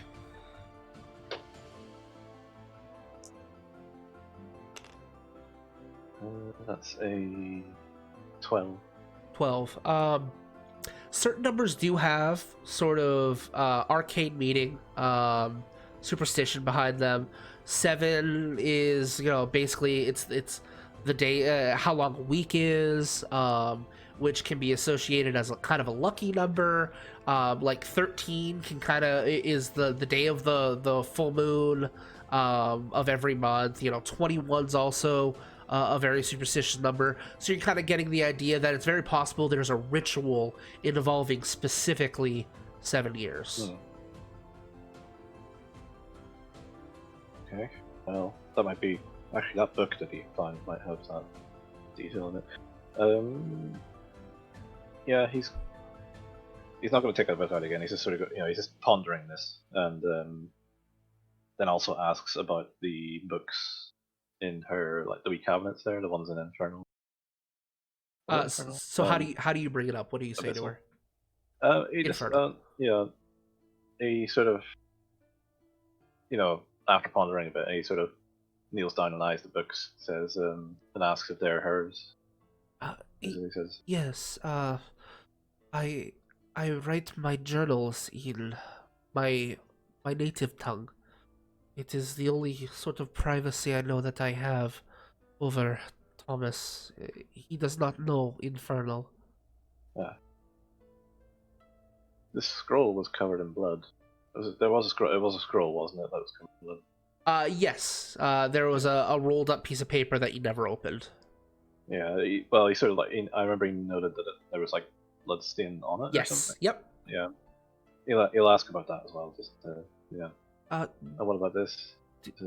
She kind of takes it from you, and she smiles looking at it, and she unrolls it, and it is a picture, poorly drawn, of her and Rudra, and they're holding hands underneath a rainbow.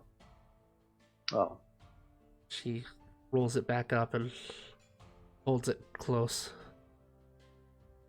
My Rudra is quite the artist. The reason there is blood is because let's just say that Thomas is not the most accommodating master. And I look at this picture to remind myself of why I go through this every day, why I continue my existence. And after one particularly bad beating, I stained it a little bit. Kovash will nod understandingly and query no further. He'll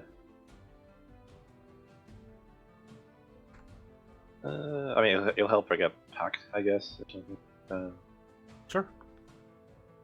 Okay. I'm gonna go find Rudra. Okay. You head into her room and you see her. She has a bag that she is stuffing clothes into, and it looks like she has maybe 4 dolls inside of it instead of just the 2. Kind of sees you, covers it up, and she kind of puts her finger over her mouth. Shh. How many does she have in the whole room? Like 20, 30. She's got a lot. A lot of them? Yeah. I'm going to empty out what few possessions I have in my backpack. Okay. And hand it to her and say, see how many you can fit in here. Her eyes go wide, and she smiles, and she runs up to you and grabs a hold of your leg and hugs it. Thank you. And she piles. She's able to fit pretty much all of them inside of it, and then like loads a few more outfits as well. And she puts it on her back, and she's kind of, oh, it's heavy. As long as you can carry it, I mean. She kind of nods. Hey, yeah, I can carry it. All right. Thank you, Mr. Elf. Bimpkin, but Bibkin. Mr. Elf. Bibkin. Yeah. I like that name. Thank you. I like it too. And she runs past you and heads to the mother's room. Right. I'll follow her back. And the mother kind of looks and sees the new backpack, looks to you, gives you this like knowing look, and just kind of shakes her head with a smile and laughs. All right. I was kind of like, it's no big deal. Okay. So what do you guys do from there? Kovash. I get the fuck out of here before someone comes in. Yeah, we need to do something about the guys we have Tied up in knocked the out and coat. bound in the code room because we can't just leave them there. Sure we can. Fine. If they like wake up, they'll cause problems in terms of just we need someone to stay and watch them maybe. What problems with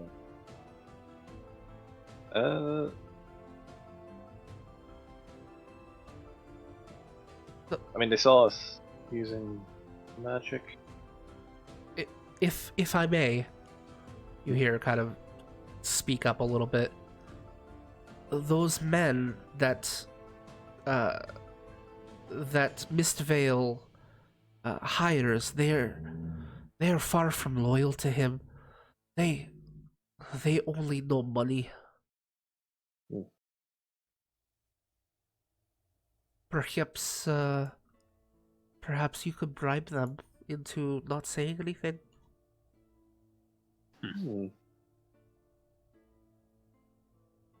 We did find some valuable stuff here, didn't we? We could. Why don't we And just then tell when- them they can loot the place? Yeah. Although, might need to, because we don't really want them damaging any of the stuff that might be used as evidence against the That's fair. mayor. He's the mayor. It's not like he can get himself out of whatever he wants to get himself out of. I don't know if he's going to get himself out of what we find, given the apparent. Well, not necessarily he can get himself out of what people would find. He would have to call people up here to investigate it, and he's too smart for that.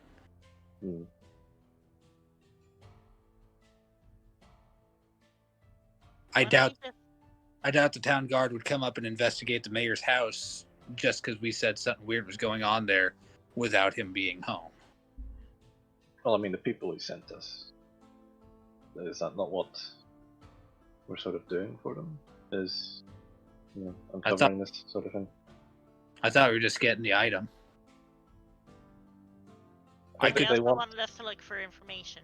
Yeah, they Yeah. asked you to get something that could possibly remove the pacification bracers, as well as any evidence that could be used against Thomas to get him off the seat of power. Okay. Yeah, there's enough here to really get him. Well, Why don't we give each of them, like 5 gold? See if that gets them out of here. I mean, that's actually a pretty tidy sum. yeah, we'll try bribery. Okay. Yeah, how much did we hide in the closet? You found 200 gold. No, how I many? know. Oh, how many people? Let's see. You killed 2, so that means there are 4 that are alive. So if you give each of them 5 gold, that's 20.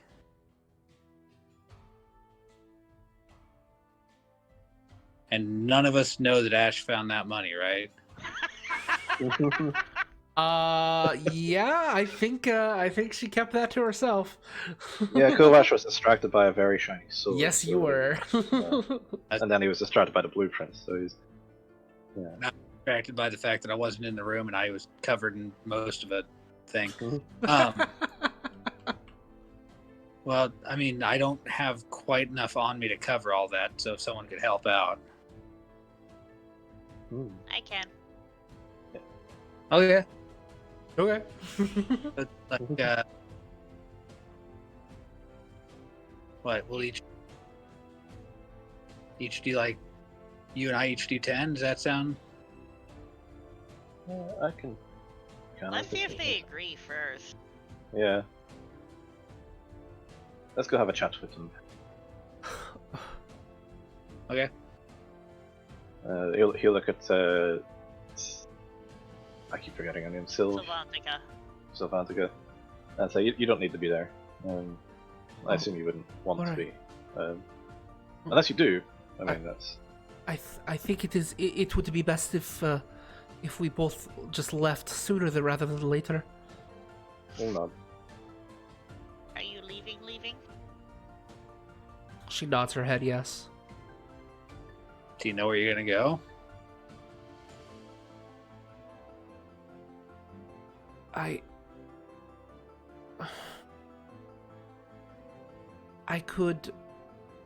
could go to the tavern and I could go to the inn and speak with the others, and perhaps I can go wherever they're going. Okay. I think our employers should probably. Or I could I feel they're at least morally obligated to help. I could also try to go to that monastery that you were talking about. Oh yeah, super nice people over there. I don't exactly know where it is though. Right over that way. I'll show you a map. It's really easy. You can't see it from here, but it's yeah. Okay, so I'm gonna leave it up to a dice roll what she does. Okay. So make a persuasion roll, just a basic persuasion roll to see how appealing the monastery is to her. Okay. Persuasion +3. 6. If I think it would probably best to go to somewhere that I know where it is. No offense to you or your people, but yes, I think I will go with where the maids are. Tell me, did you? No, never mind. I should keep it all. Should what? I was going to suggest perhaps that you found something that could remove this, and hold up her arm with her pacification bracer. I think we did, but I can't be sure. You know what? Why don't you try it on me first? That way, if it goes wrong, you know. Mm-hmm. He'll refer to the blueprints to make sure he doesn't use it wrong, because I assume the blueprints include the. Yeah, you look at the blueprints and you see basically the 3 buckles that are on the pacification bracer, and it basically latches onto each one of those, and then there's a crank that goes over the bracer itself, and then you basically crank the side just a little bit, and it looks like it should, in theory, just come off. Okay. Does it look like he could make it look like he's still wearing it? If it's not. Possibly. Okay. So Kovash will note. He'll say, the only problem I see with this at the moment is that it was the local guard that put that on you, right? Right. Yeah, so if they see you without it on... I feel like we need to be careful about this, is what I'm saying. My arm, now that I'm looking for it, I can hide. That's a good point. Okay. If you're okay with that, then... I'd rather try this out on me than try this out on her. Yeah. I'm sure the people we're working for would like to know that it works. Yeah. Okay, Kobash will take out the thingy. I don't know what it's actually called. I'm gonna call it the. Call it the pack brace remover. Yeah, that's what I'm gonna call it. That's pretty much. Yeah, he'll take it out of the bag and follow the instructions, I guess. Okay. So yeah, you basically you affix it underneath the wrist of Bimkin, and you actually feel it's almost like magnetized to the buckles as you feel it kind of chink chink chink to all three of them. You take the bar, you put it over it, and you can feel it lock into place. And that's when you crank one turn, and then you feel it kind of pulse with this energy. Bimkin, you brace yourself a little bit after feeling what it feels like to get shocked by this thing, but Right. nothing happens as you hear a and it powers down and stops glowing. Then he cranks it a little bit more, and you feel a little bit of pain as the spikes come out, delivering 2 points of damage as they're removed, and they kind of sprawling out, and you actually hear a ting ting as the 2 spikes fall to the ground, and you can feel it's almost like taking a cast off for the first time. And just like that relief of not having it just bound on your skin. The pacification bracer is removed, and there are no ill effects for removing it, and you have an inner pacification bracer left over. Okay. Okay, is he able to wear that without it? As far as you know, like the spikes are removed, the spikes are on the ground, and the pacification bracer can still buckle up.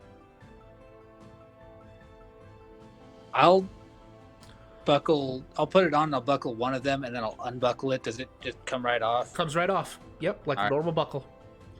You're getting the idea of whatever that powering down was kind of the equivalent of what Ash did to Sylvantica. It's basically like a dispel magic specifically for pacification bracers. Okay. Yeah, I'll go ahead and put it back on. Okay, yeah, you put it back on, and there it is on your arm. It's not glowing ambiently like it was, but the untrained eye probably wouldn't be able to tell the difference. Cool. So you can go ahead and remove that from your character, and just put it in your inventory that you have it still. Just don't just leave it unequipped. Got it. Did it work? It stings just a little bit when the spikes come out, but yeah, Right. other than that, yeah. Yeah, looks like it did. She You kind still of wear it, so holds her looks like arm out. okay. Kovash will do the same. And the same thing happens. Chink, chink, chink. Bzzz. And you feel her just kind of, she like rubs her arm and scratches a little bit. And you see this like look of ecstasy on her face for a moment. Oh, that is so much better. But I should probably do as you and keep it on, correct? At least until you get out of town, yeah. Right. Thank you all again. I don't think I will ever be able to repay you. Is there anything that I can help you in your quest, your investigation? How much do you know about what he was doing here? I know enough. He was... I know that he was into some occult sort of rituals and different things like that. However, I also know that he's been having the servants burn records.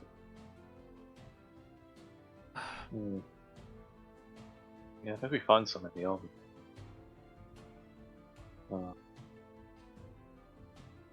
I mean, would you be willing to talk to people that sent us here before you leave?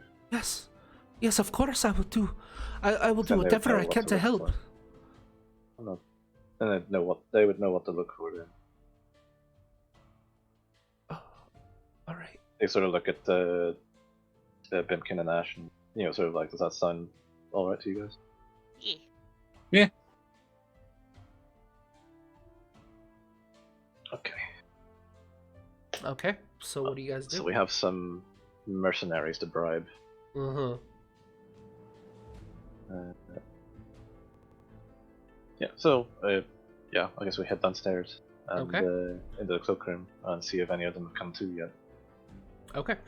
So you head back downstairs. You go to the closet with a couple of them are still unconscious. There's a couple of them that are like trying to struggle and trying to kind of undo the ropes, but you tied it really well. I remember you getting a really good roll on that. And Yeah, his thing whenever he walks in, and the moment he if there's one struggling to get out of the ropes and he walks in, and if they look at him, he's gonna basically give them like a sort of very toothy, snarly look, glare kind of thing to like intimidate them. to make get an them to stop. intimidation roll at the advantage.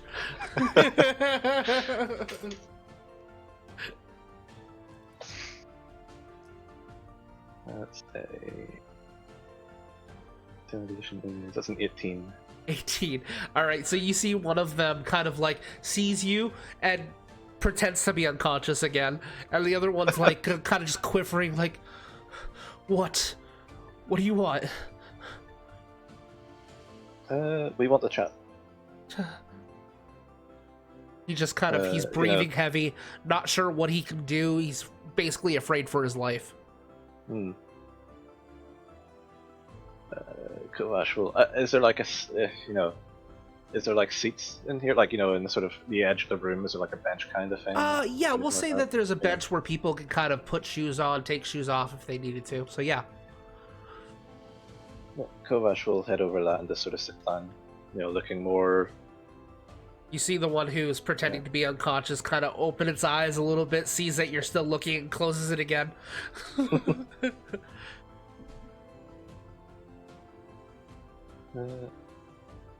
He'll wait for the others to come in. You all follow? Yeah. Yeah. Okay. Ash is gonna peek around the corner. You all follow. We'll say like you guys can all kind of look in. Sylvantica and Rudra will stay a little bit outside of the door, just kind of looking around, making sure that no one else is following. They're gonna peek out the window every once in a while just to make sure. Go right ahead. Whatever you're gonna do.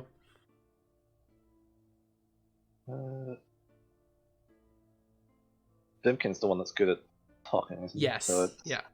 He's going to let Bimkin lead this and sort of just be the intimidation factor, Sure. basically. He says to Bimkin, "No, I'm going to give you the floor because I might scare them otherwise." They're not gagged, right? No. Bound. Okay. All right. How much do you guys make in a day? Oh, we're paid fairly well. Why? You're tied up. I'm the one asking the question. Right. Ash will, like, 5 giggle. gold. 5 gold a night. All right. How about we give you 2 gold and you leave forever, and if you ever come back, we'll let Mist Vale know that you got your butts kicked by 3 of us Make a persuasion roll. and that you suck. Persuasion. Okay. Yes. I'll say that that Kovash's presence is basically "quote unquote" helping you, so you will be Okay. at the advantage for this. All right. 21.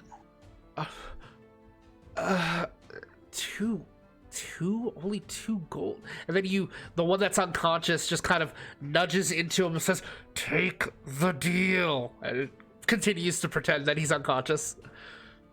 Right. Yeah. We'll leave right now. Just cut our bonds. You can even take our weapons. You can take whatever you want. Just let us go. Let us get out of here. You'll never see us again. Okay, I'll hold you to that. Kovash, or I won't say his name, but I'll point to Kovash and go, "Could you untie them?" Because Yep. Do you actually untie them, or you cut the bonds? He's going to untie them because Sure. that rope can be used again. Yeah, give the rope. It's kind of a bitch to untie it. You did a really good job, but you take your time, and it takes a little bit, and you see them kind of. There's this moment where they kind of look like, should we try something? Yeah, maybe that's not a good idea. And he holds. Will note to them that they definitely don't want to be around when the investigations into this matter start. Right. Because if given what we found, you don't want to be complicit. Considered complicit in what was going on in that freaking attic. Right. All right. Just give us the gold and let us get out of here. I'll take their gold and give it to them later. Mm-hmm. okay, I'll hand him 8 gold. He takes it. The one that's pretending to be unconscious goes, "Hey, give me!" And he takes his 2 gold. And the conscious ones kind of grab a hold of the 2 that are unconscious and lump them over their shoulders, and they pile out the door and they get the hell out of there. They stop for a moment and they look at Sylvantica and Rudra, and then just keep going.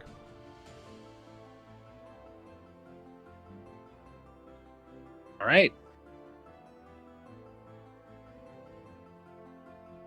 Oh, So- that's. Sorry, go on.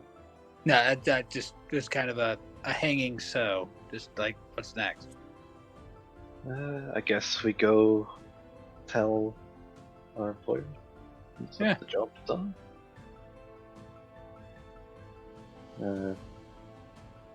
Kovash will tell Sylvantia that basically he had told the other 2 to go to the inn, just tell the innkeeper that it was the Silver Dragonborn that sent them, because he'll know what's going on then, basically.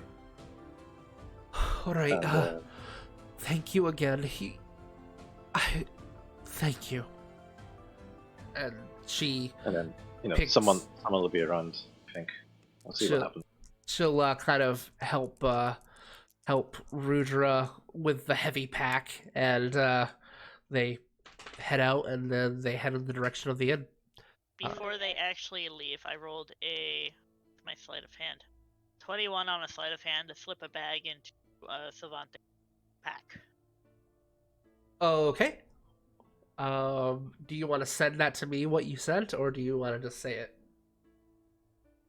Essentially, Ash had taken a handful of gold from the gold that she found in the chest, leaving her with 23 gold, and is giving the rest to Sylvantica. Okay. Wow. She's rich. Yes. And Okay. she kind of gives you a look, and feels the jingling of the coins in her pocket, and she kind of tilts her head with a caring look and places her hand on your shoulder and gives you a kiss on the forehead once more. You are an angel. They leave. Only a little bit. Right. Well, let's get to the tavern then. I assume that's where we're. Actually, did they say where we need to go once we've done this? Like, who do we need to talk to? Yeah, they would have told you to meet them at the Timid Turtle and head into the basement. Okay. So we'll head in that direction. Yep. Okay. Yes. All right. So you guys head to the Timid Turtle. The The streets have dispersed. It is still raining pretty profusely as you head Before outside. they leave the house, Ash has canceled the light spell. Okay. Yeah. It would have faded away yeah. by now anyway. So It lasts an hour. an Also- hour, yeah. Yeah. Also, before they go, Kova's going to make sure that we have the key for the door. Because I assume it's going to be somewhere around where the door is, because The key They were for opening it. which door? the front door. Of what, the the Mistveil mansion. Manor? Yeah, to the manor. If we leave it unlocked, I mean. Oh, okay. So yes, I will say that you took one of the guards had the key to the front Yeah. door. I assume that. Sure. Yeah. Suppose the orc guy who had the unfortunate, Yep. sloping on the door death. Yeah, he's Yeah, he that was a doorman. bad day. That was a bad day. He was the doorman after all. Okay, so So yeah, he's locking the door because he's going to give the key to. My ability to recall name is amazing. That's the fine. red-haired lady. And the yeah, Gretel and yeah.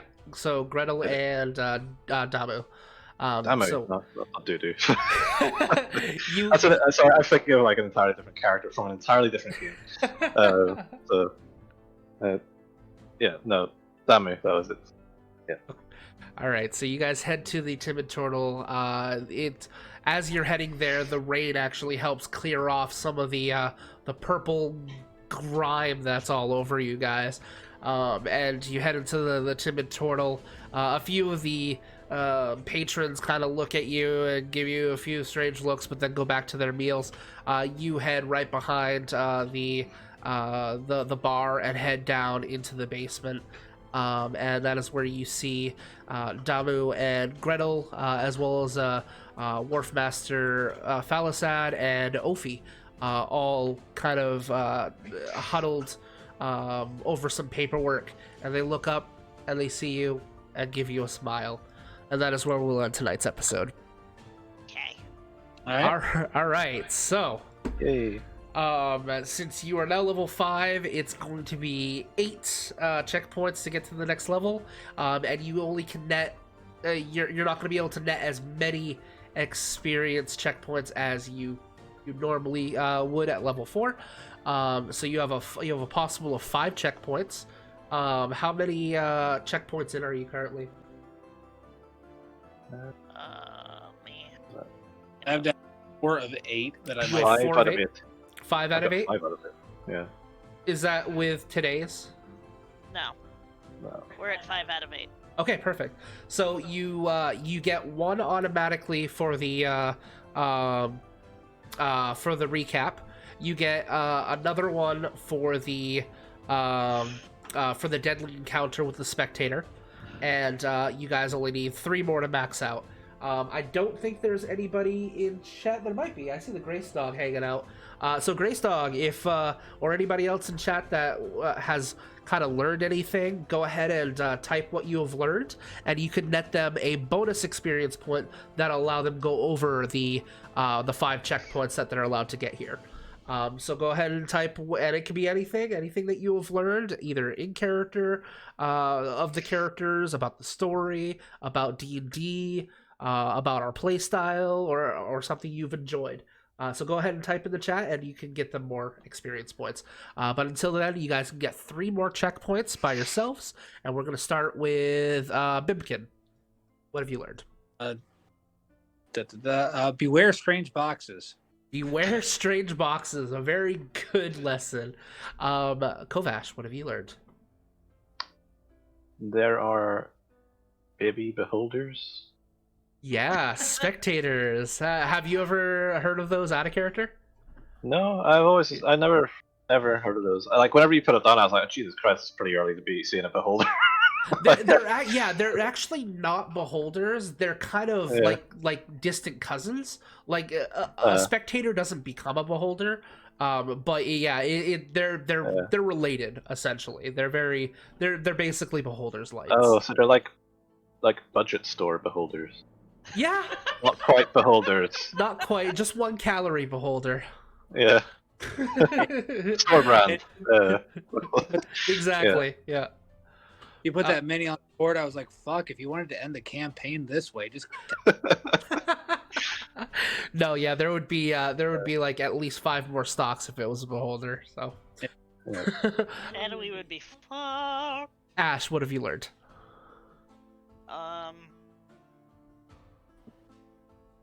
Let's see.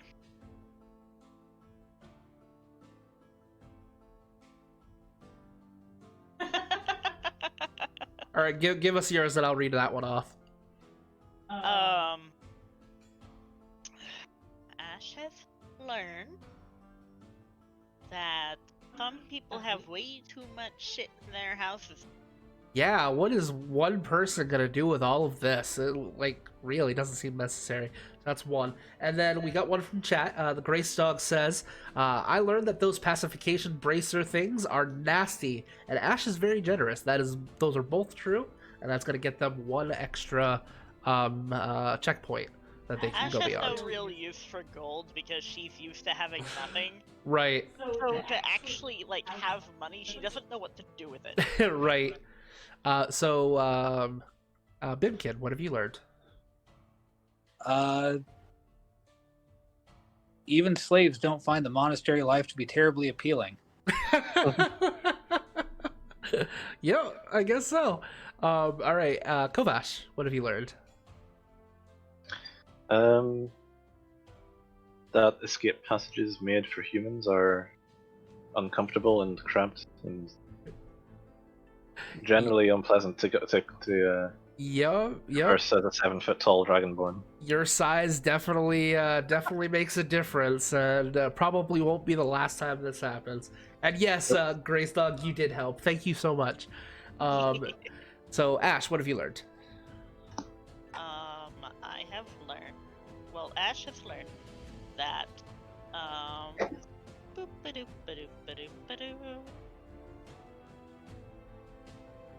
Sorry, I'm tired. It's all right.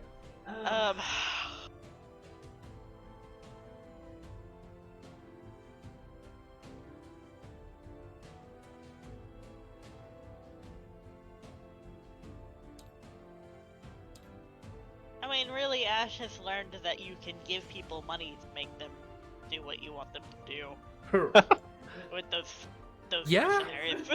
I mean, yeah, that's We fair. gave them a really shitty deal and they still took it. Okay. That's very true. All right, so Bimkin, last one from you. Floating beasties cannot be knocked prone. Yeah, that is an important lesson you learned today. Yep. Okay, so Kovash, last one from you.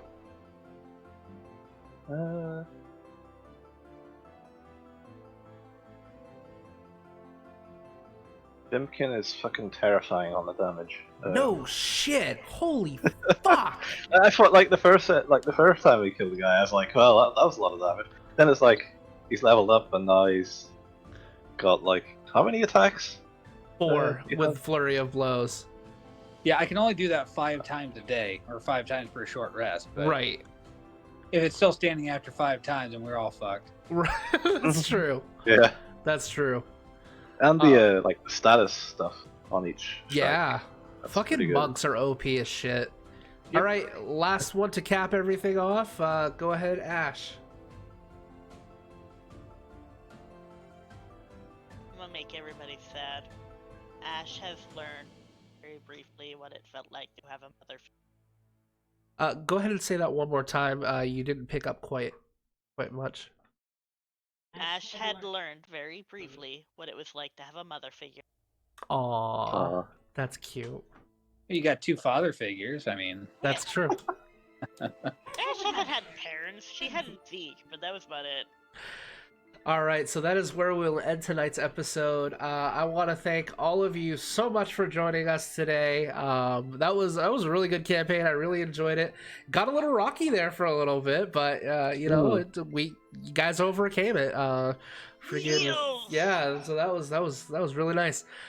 So thank you guys so much for watching. If you guys want to check us out tomorrow, 7 p.m., we will be starting up session 0 of a new campaign called The Relics of Awkward, which takes place in a completely different part of the world. So that'll be cool. That's going to be starring Kai, Token, and Nave. So we will be starting up that campaign. So go ahead and give us a join on there. 7 p.m. I'm gonna end the stream before I start talking all over myself and stumbling over my words, which I am already doing, because with Geeks Anonymous, you know, when you own the very best. Exactly, the very best. So thank you guys so much for watching, and until next time, toodaloo. Bye. Bye.